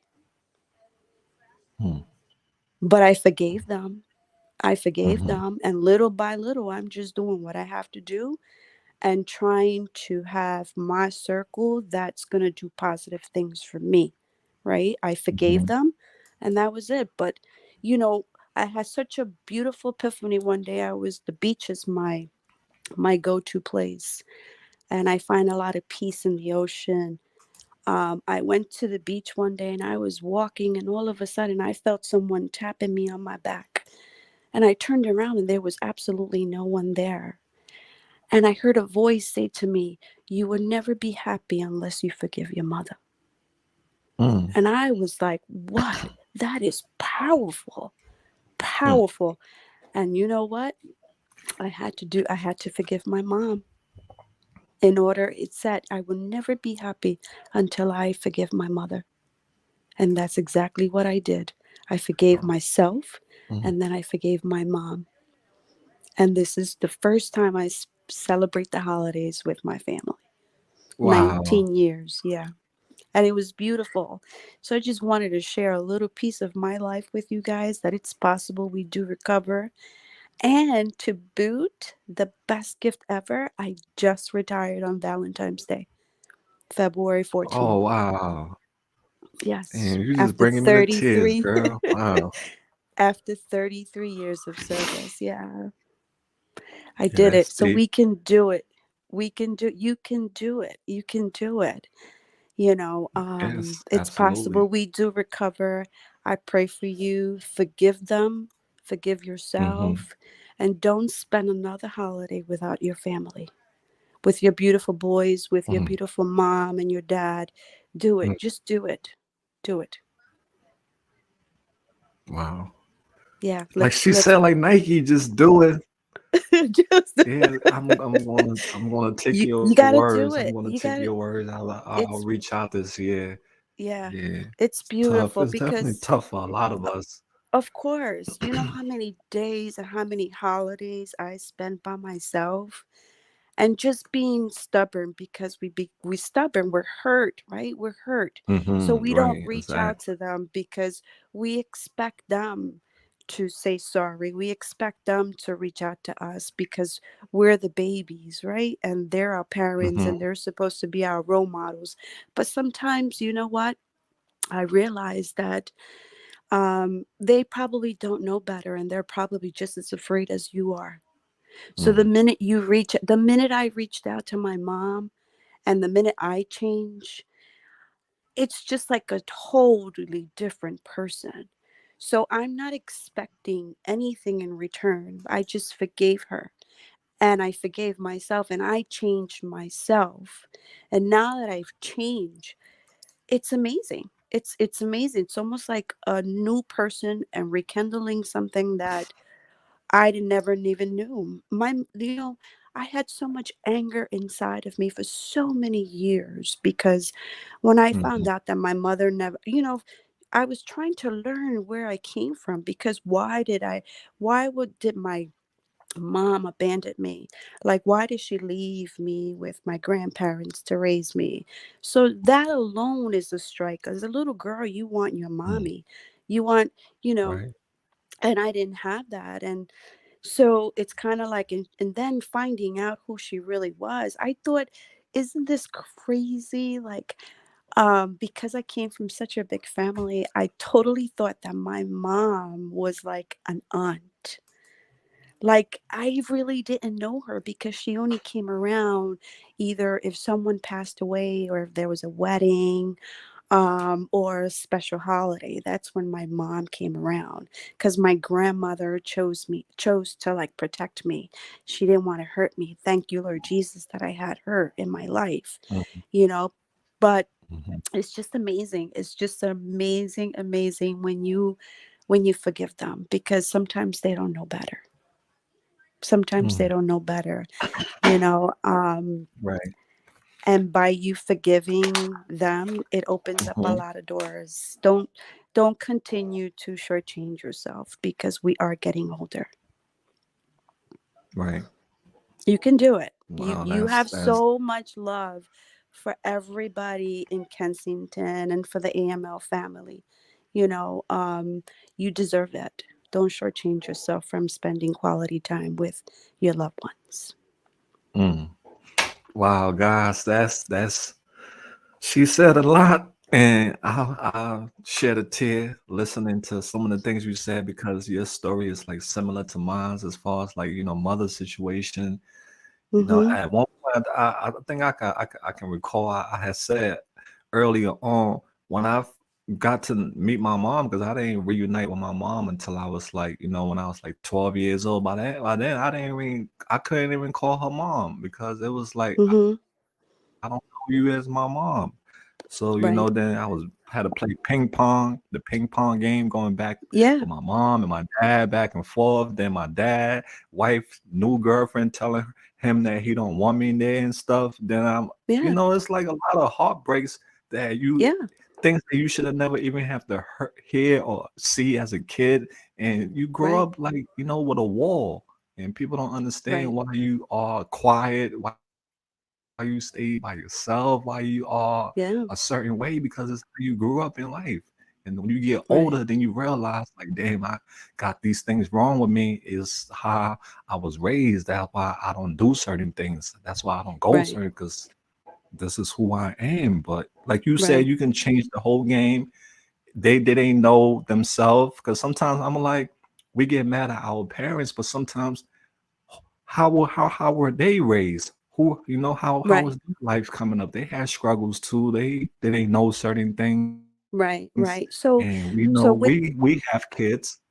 Hmm. Yeah, yeah. Yeah, go Well, ahead. I don't have any. I chose not to have any, right? But I mean, Understood. Hmm. I remember when I was like 11 years old, and I'm like, I want my mommy, Yeah, my grandmother was there, but she was so busy with all her other kids and feeding them and taking care of the house. That was their way of showing love.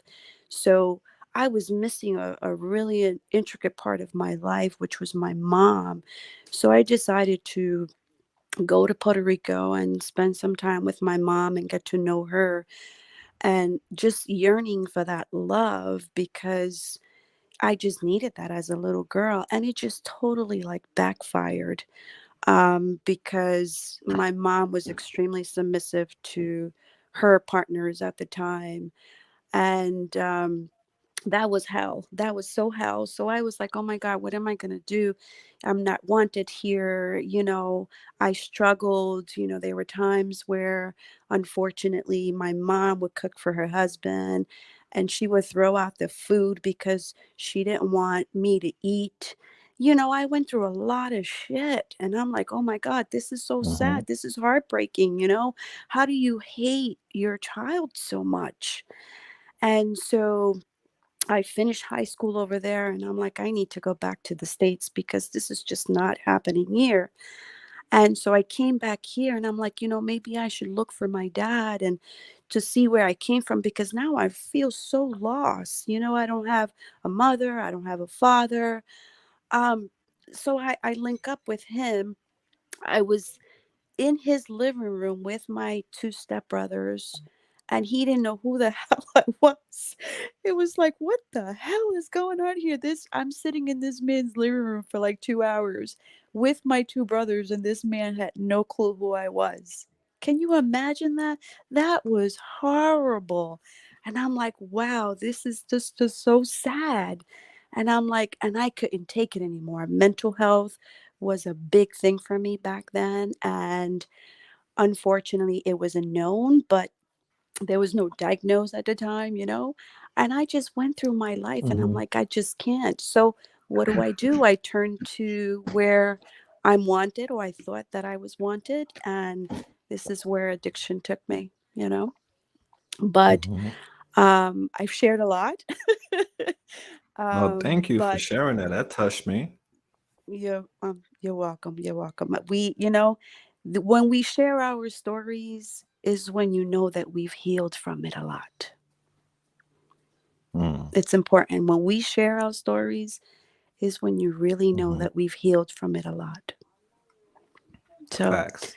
I just agree. wanted to Yep. get, You're right. yeah, yeah, yeah. So Takes a I lot to do that. decided, I decided to forgive my mom and keep it moving. What am I going to do? Waste another 50 plus years, harping on what could have, should have, you don't love me, you don't. No, I've taken control over my life and I've done very well for myself.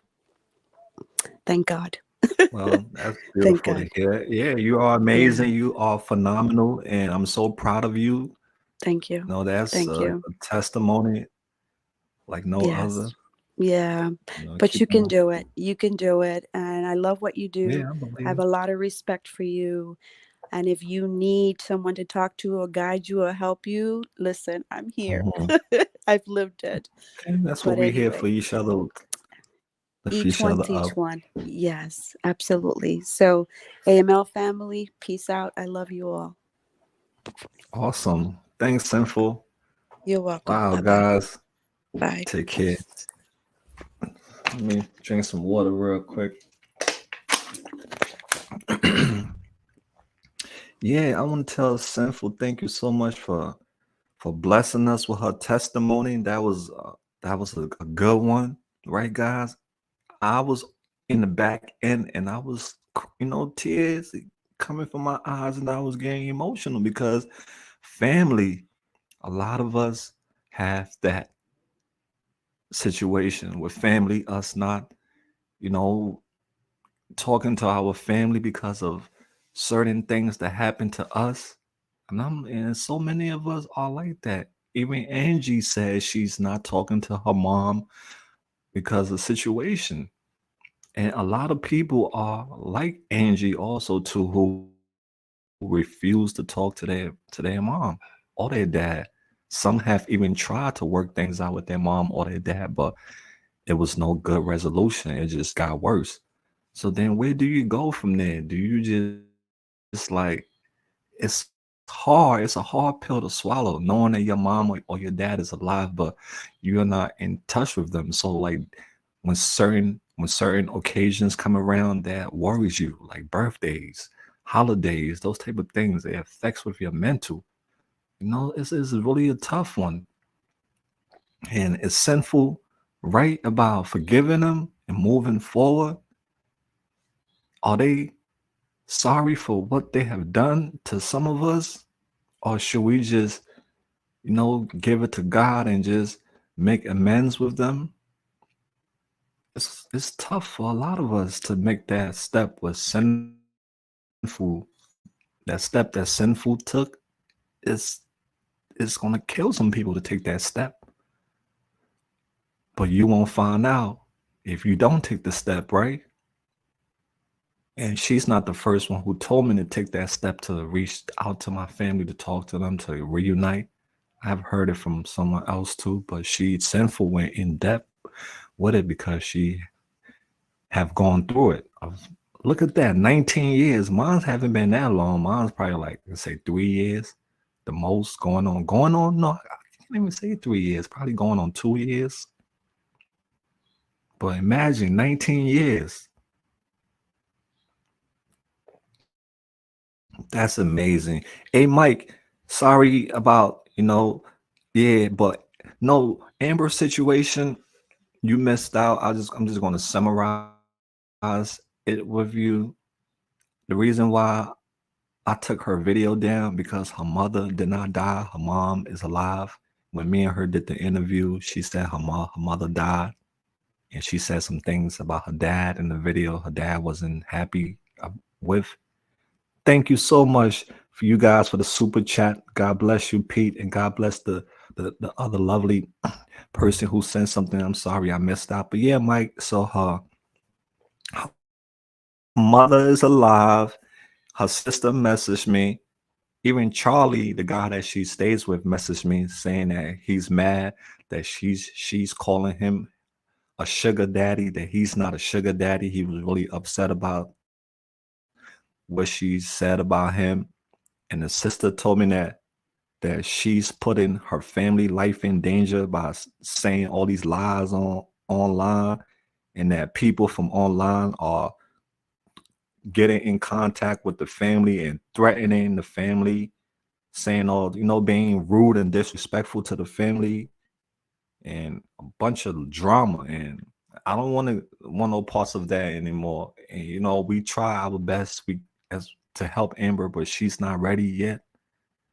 She doesn't want to change yet. And it's not going to happen for the mom. It's not going to happen for her daughter. It's not going to happen for none of you guys. She has to do it for herself.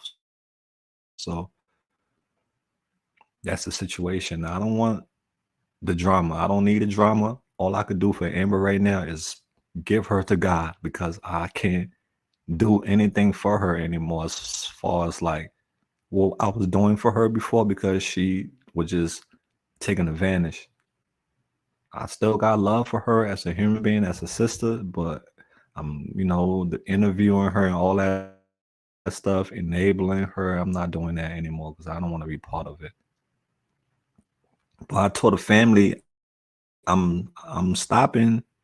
I'm not going to interview her anymore, but that's not going to stop other content creators from chasing her. So just know that.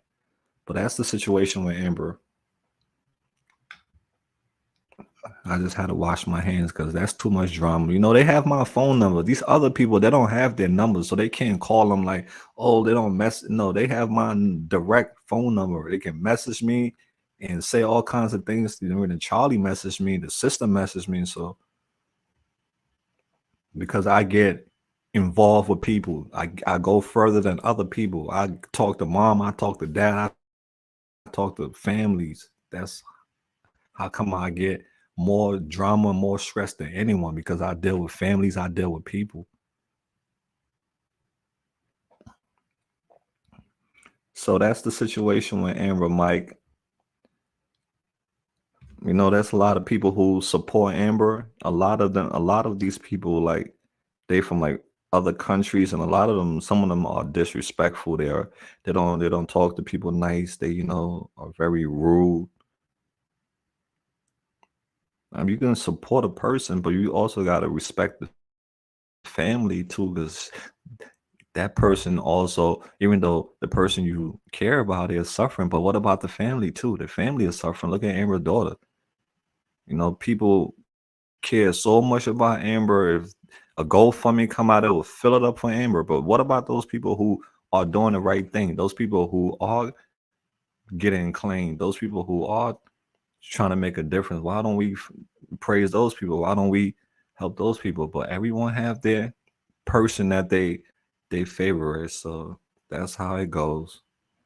But with Amber, anything that has to do with her, she'll have a flock of people willing to aid her, willing to do whatever it is for her. And she did the same thing to me. So I kind of understand why people fall for her. And she knows that very well. She's good at it, and she makes people fall for her. And I felt for her too. So so many people online have fell for her. But at a time comes when you realize that you're just being a sucker now. You're just being an enabler. You're just being part of the problem. And you got to make a decision. So, but that's why I say all I can do now is give her to God. Let Him do what I can't do. Because we tried the best we can. We did all we could for her, but she's not ready. So, Mike, that's the summary on that situation, brother. And no, I get asked about Amber more than anybody else. Amber, and that's why she thinks she's famous. And like Sinful said, I'll bet Amber daughter just wants her mommy. Yeah, Miss R, absolutely. All these people who are in addiction, especially the kids, they just want their mommy and daddy home. They just want their loved one back home there. This is, that's why I say she's not doing it for her daughter. She's not doing it for the family. She only has to do it for herself. Mal, you did the right thing 100. Thank you, Mark. I'm just respecting the family, because the family are suffering. The mother is alive, and she said her mom is dead. So I'm like, oh my God, I'm so sorry, man.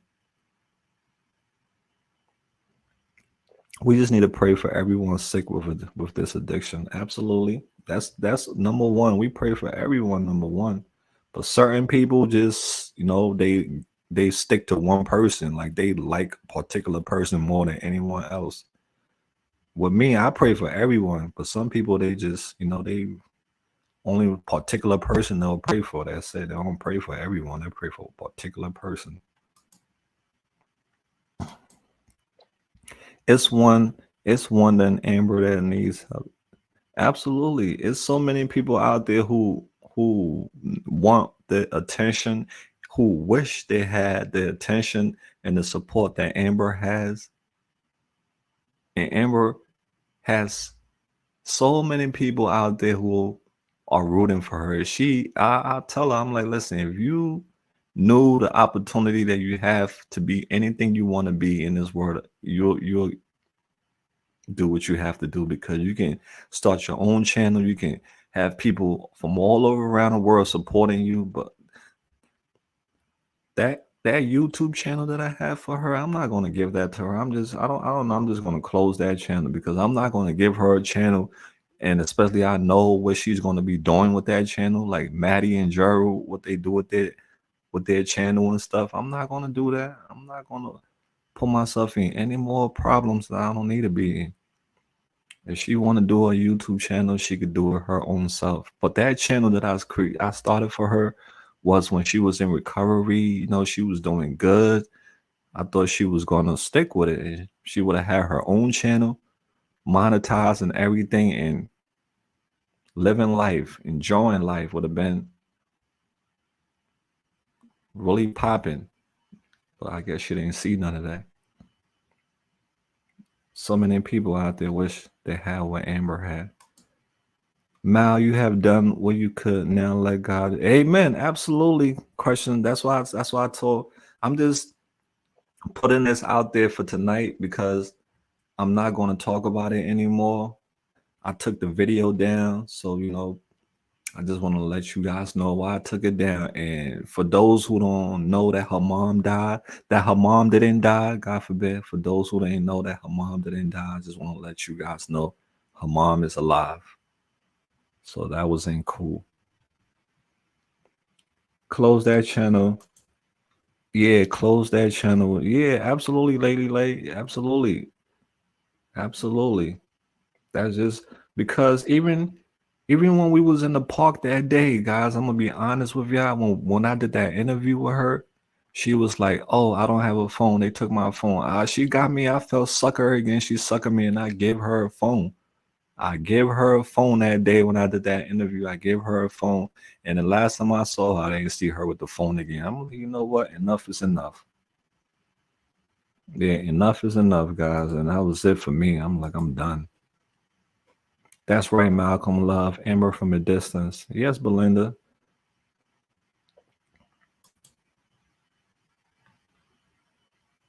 And that's how you can release this energy. Okay, facts.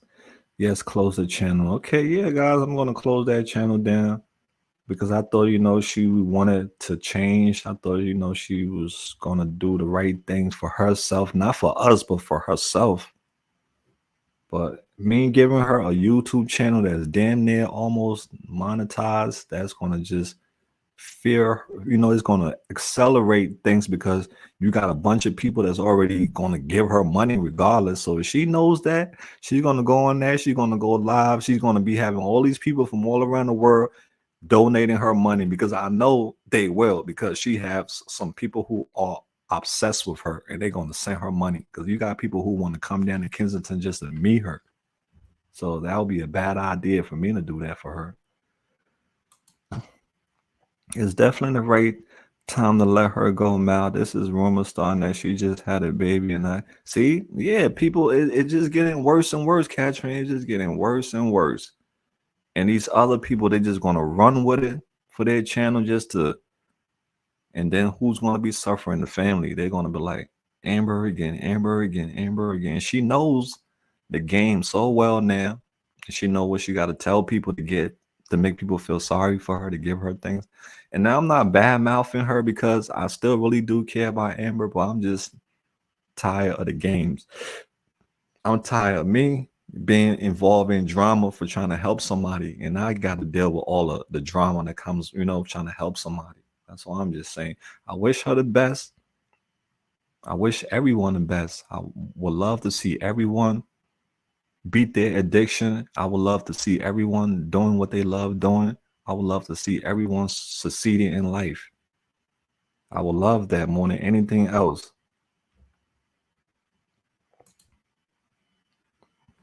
But I'm just not gonna be the one that, get everything dumped. People dump everything on me for trying to help somebody.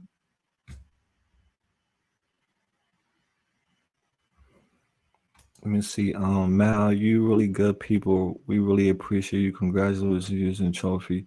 Oh, thanks, Mike. That's my since I didn't get a high school diploma, that's my high school diploma, that's my college diploma. Okay, guys, it's 8. Oh wow, Tom have flown by since I've been on here. But guys, I'm about to wrap things up with you, wonderful people. But thank you so much for, hearing me out tonight. I appreciate each and every one of you for your time. You are all amazing people. Thanks to everyone for participating tonight. Shout out to each and every one of you who are going through any situation in life right now that you don't want to talk about, whether you're going through a breakup, you're missing a loved one, you're struggling to love yourself, you're alone, you're not happy. I'm sending love to each and every one of you tonight, all right? I want you to know that the AML family is here for you. You're not alone. Shout out to Latina. We have, people who are willing to talk to you, to be your friend. Okay, it's okay how you feeling right now, but just know that it's gonna pass. It's not gonna be like this forever. All right. Take care of yourself. Take care of you. I'm starting to learn that myself, to take care of me. Because if I don't take care of me, I don't make sure I'm my best version, I can't take care of other people. So I want you to know, if you're here with the AML family, we hear you. Your cries are not silent. I will try to come up here, as much as I can to try to, to hear you out. You can message me, AML Films, if you want to talk private. This is my email address. We really do care about you guys. All right. I really do care. And let me speak for myself. I really do care. And some of the AML family really do care about you. And one thing about us, we're not here to judge you. I would never judge you. I would just tell you how I feel. If you, hurt my feelings, I will tell you about my feelings, but I will never judge you. All right. I'm going to let you know that you matter. Each and every one of you listening to this right now, that you matter. And before I close out, I want to give you guys some movies. I want to put you guys on to some movies for you to watch if you're feeling down, if you're feeling, bored, or you just want to get some things off your mind, I'm gonna list 3 movies that I watched this week, and I want you to check it out. Okay, if you're bored, if you're feeling depressed, if you just want to not think about certain things that's in your mind, check out these movies. All right, you can watch these movies on Netflix and Amazon Prime. If you don't have a Netflix or Amazon Prime, send me an email, all right? Or try to work something out for you. But I just want you to not be with your mind all the time, because a lot of people, when they are with their mind, that's when they go off into the deep end. So if I can, keep you away from the deep ends, keep your mind busy, I'll do that, all right? So these movies I'm going to recommend to you guys tonight is movies that I checked out, I watched myself, and I recommend for you to check out, okay? So let me go to the first movie. Angie says she saw this movie already, but some of you haven't seen it already. So I'm going to show you guys the first movie for you guys to check out is The Black Phone. Now, I think this movie is on Amazon Prime, but if you have Amazon Prime or if you have Netflix, all you got to do is just go in your search and search Black Phone. All right. This is a really good movie. I'm just going to give you guys a quick summary what this movie is about. It's about a boy. Well, this guy that you're looking at, he kidnaps kids and he locked them in his basement. So he kidnapped this 13-year-old boy, and put this boy in his basement. But what he doesn't know is he has this guy that you're looking at, he has a black phone that's in the basement, and this black phone, to him, he doesn't think this black phone work, because since he was a little kid playing with this black phone, it's been disconnected all his life. So he told this young boy that the black phone doesn't work. But what he doesn't know is that all the kids that he have killed in that basement is communicating with the kids through the kid that he got currently in the basement. They are communicating with the kid through that black phone. So yeah, I'm not gonna be a spoiler, but yeah, check out The Black Phone. It's a really good movie. It has a lot of suspense to it. All right, so that's a good movie for you to check out. So put that on your list. You can check it out on Amazon Prime, and you can do a free trial. Amazon is giving you a free trial for 30 days, so you can just do a free trial. Then when the free trial is over, you can just cancel. The little hacks. I gotta put you onto the hacks. All right, so that's a good movie, The Black Phone. That's going to keep you entertained, keep some, the demons away from your mind. All right, so check out the Black Phone. And the next one I'm gonna recommend to you guys is it's on Netflix right now. Yeah, this movie is on Netflix right now. It's 47 meters down. This is a really good one. I seen this one last night. It's about these 4 teenage girls who go on this adventure underwater. Being daredevils, they skip a trip that they were supposed to go on, and they all decided to go deep, deep diving underwater into this cave. Is a cave that has been down there for years. So they went down to explore this cave. But what they didn't know why they went down there to explore this cave is a feeding ground for sharks. So yeah, it's a feeding ground for sharks. And what's even worse is the oxygen tank is low and they running out of air. So that's a really great movie. I seen it last night. It's on Netflix right now. Yeah, it's great. Yeah, I'm not gonna spoil it for you guys, but check it out. It's a really good movie. And yeah, they went down there to go, being nosy and stuff, and they ran into a shark. shark ground. There's nothing but sharks down there, and they learn their lesson the hard way. So the third movie I'm gonna recommend for you guys to check out is called Murder on the 13th Floor. I saw this movie on Friday, either Friday or Saturday. I watched this movie Murder on the 13th Floor, and I saw it on Amazon Prime. It's basically the guy and the girl you're looking at. The girl is a nanny, and this guy he is like a developer. He build these smart apartments. These apartments is smart. Like when you walk into the apartment, it says your name, it tells you things, and it greets you. So he built these smart apartment, and the girl that he's looking at right now is his nanny, and the woman at the bottom is his wife. So long story short, he and the nanny got into a little situation, and the wife found out, and she's out for revenge to get him. Is really a thriller. It's a really good one. It got a lot of suspense, a lot of twists and turns. I enjoyed it. So, all right, guys, these are 3 movies for you to check out this week. You got The Black Phone.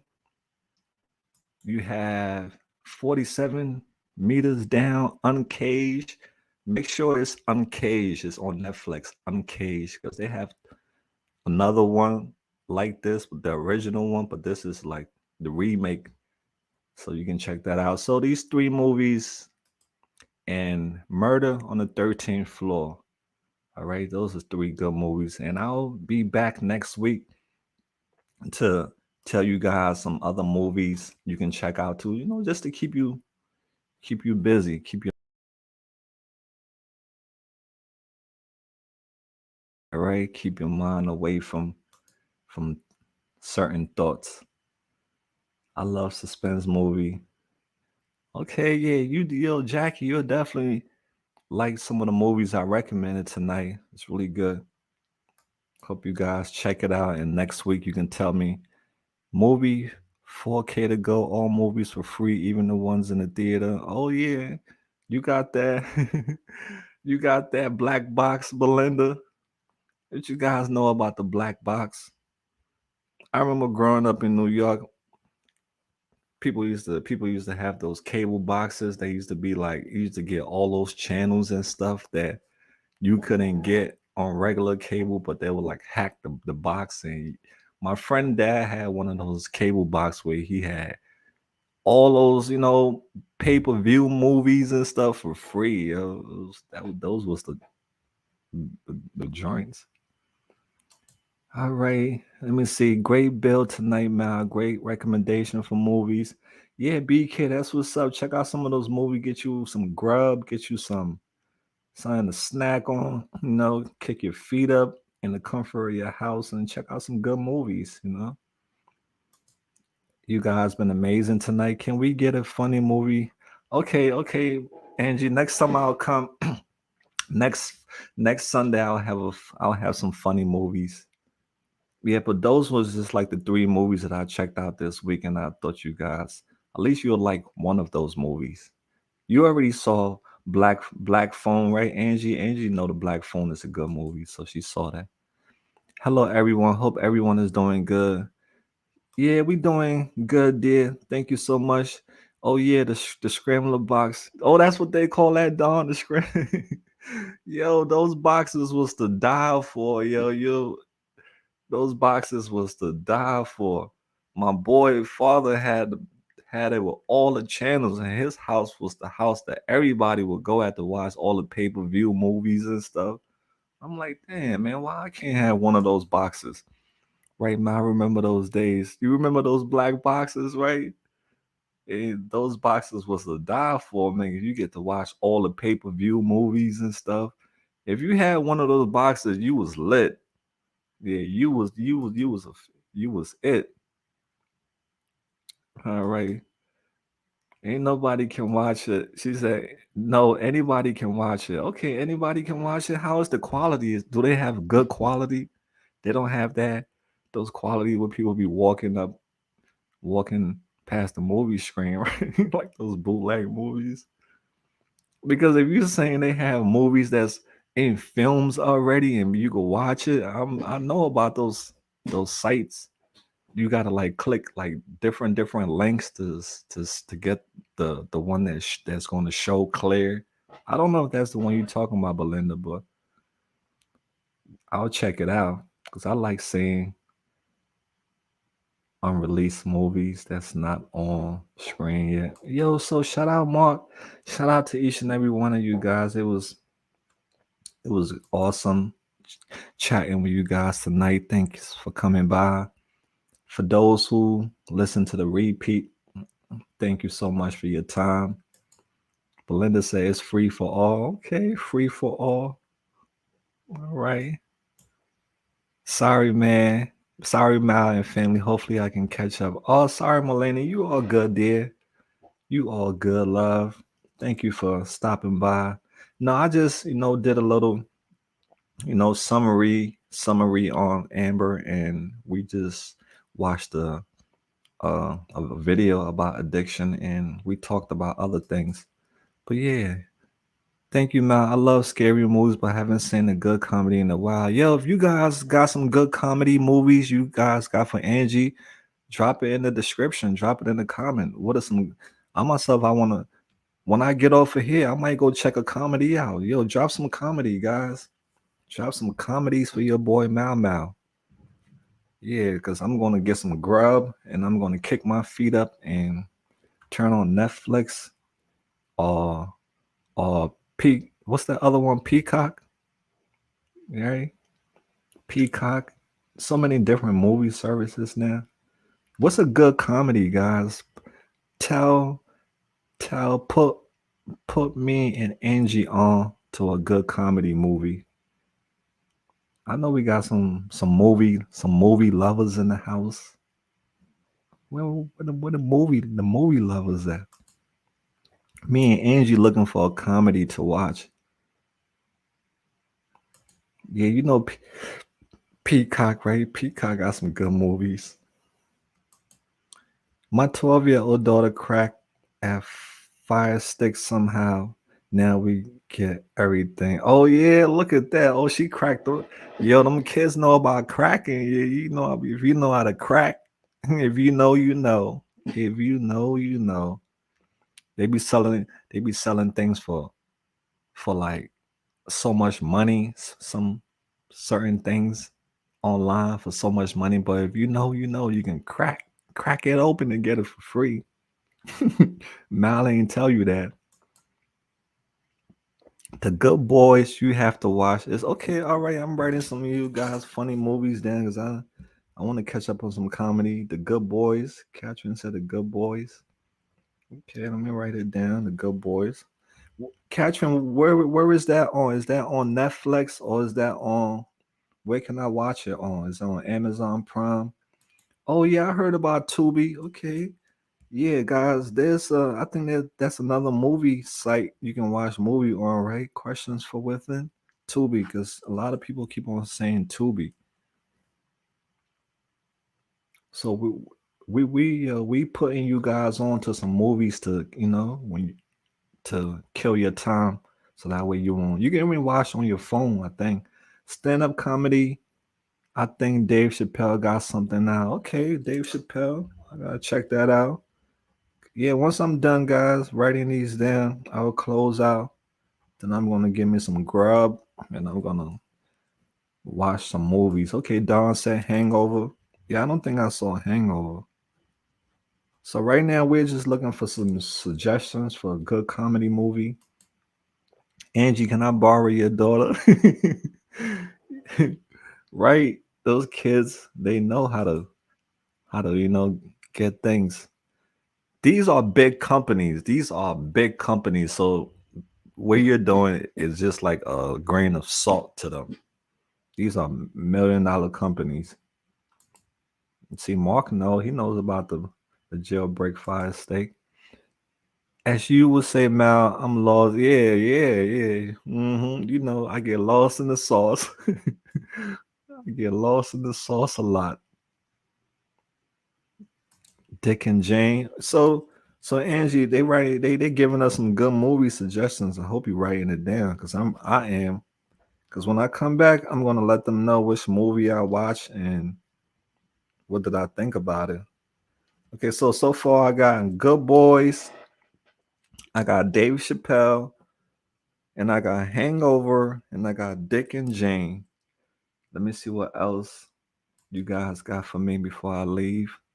That Dave Chappelle's Sunday night SNL Game of Thrones skit was funny as hell. Okay, all right. Back in the 70s, I would smoke a joint and laugh at the chick. Marlene, that movie definitely is funny, right? Yeah, you definitely got to put one in the air. You got to light that blase for some comedy. If you watching comedy, you got to light that blase. If you know what blase mean. Big hug for all addicts all over the world from an addict sending love from Amen, brother. Thank you, Tony. Shout out to all our brothers and sisters around the world who have been involved with drugs, who are still involved with drugs, and those who are learning, educating themselves. God bless you for for educating yourself so that way you will know how to treat people. You can pull up movies on YouTube sites too. Some are free with ads. Others you can either buy or rent. Okay, thank you. Yeah, you're right, Chirping Bird. Some of these movies, yeah, we can support, right? A person take their time to do a movie. The actors, the actress. We can pay with a little $5, sometimes a little $2 they want. That's what's up. So yeah, thank you for that suggestions. We'll definitely keep that in mind. Thursday, she Thursday, she is a bucket full of hormones. You might change your mind. Oh, they talking about female stuff. Laugh aloud, yes, laughing is fun, Mark, and I haven't did it in a while. Yeah, laughing is good. It it takes away the wrinkles. When you laugh, you scratch the wrinkles away. You take the wrinkles away every time you laugh. Okay, Jack and Jill. Jack and Jill went up the hill. Okay, Jack and Jill. Okay, guys. Cheech and Chong now. Where the Millers is. Okay, let's see. Where the Millers is hilarious. Okay. All right. Well, guys, let me see. Let me see this eyes wide shut if you're into spooky. Oh, yeah. I love all genres of movies. I love all movies. You can learn from each movie. Okay. Well, guys, thank you once again for the movie suggestions. I will definitely be adding it onto my list this week and keeping myself busy as always. I'll be back out in the Badlands doing what I love doing. And we'll continue our assignment, guys. All right. Hope you guys have a wonderful week. Stay with the positive people as much as you can. All right. Try to stay away from the negativity because all that stuff is just gonna rub you the wrong way, and that's not good for your soul. Let me see what I'm gonna close out with tonight. You guys are amazing. You guys just sit around, hang out with me, and I also want to tell you guys thank you so much for valuing my work, for its honesty and its true nature. Without that, I wouldn't be driven. Without those things, I would not be driven without such a purpose in life. So I really, appreciate you guys for always being there with me, for supporting me through the ups and downs. You guys are some real good people. So no matter what you're going through, remember, guys, no matter what you're going through, just keep yourself together because things will eventually change. All right? Things will eventually change for you. You just gotta just believe and get up every day and just continue staying alive. So we're gonna wrap things up. And I want you guys to put your dancing shoes on because we about to dance to close the show.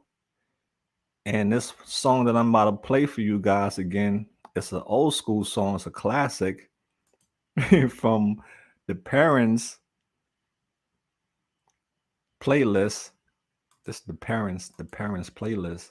Because I'm sure you guys, your mom and dad used to play some songs when you was a teenager, and those songs really like, you that was your jam. You used to jam to it. So songs that I play sometimes is from my stepdad playlist.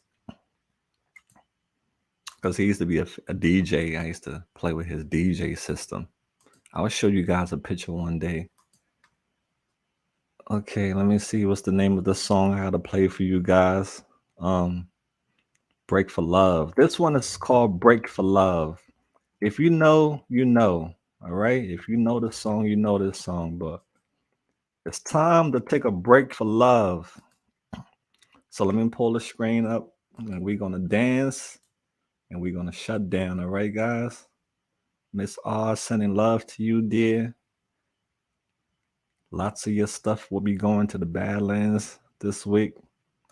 But yeah, we about to do this. We about to dance. Let me share the screen with you guys and we're gonna. So I love you guys. See you guys next week. Look out for new stuff to be dropping from the boy Mal Mal. But it's been great hanging out with you guys and we're gonna dance now. This song called Your Dancing Shoes On, guys. Okay, hold on, y'all. So put your dancing shoes on. Remember, guys, I love you guys. Don't be bitter, be better. Until next time, we out there. Peace out. Here we go.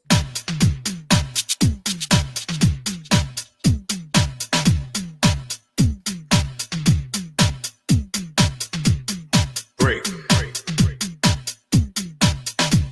for love.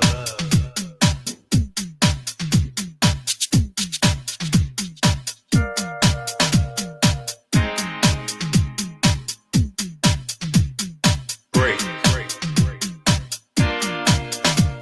for love.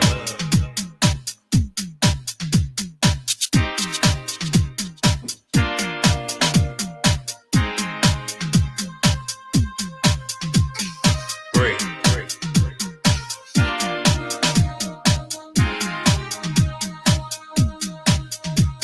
for love.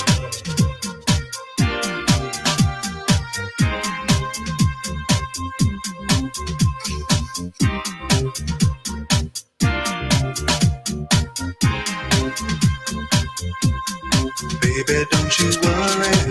I want to be the man that you want me to be.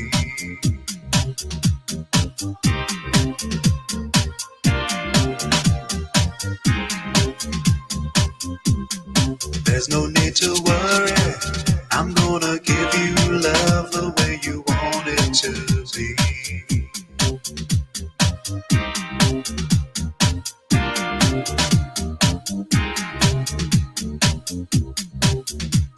I'll be there every morning, baby, to hold you tight.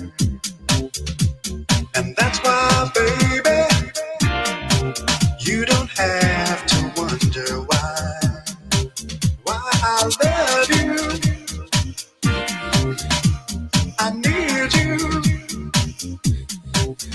Got to have you. I need you. Right now.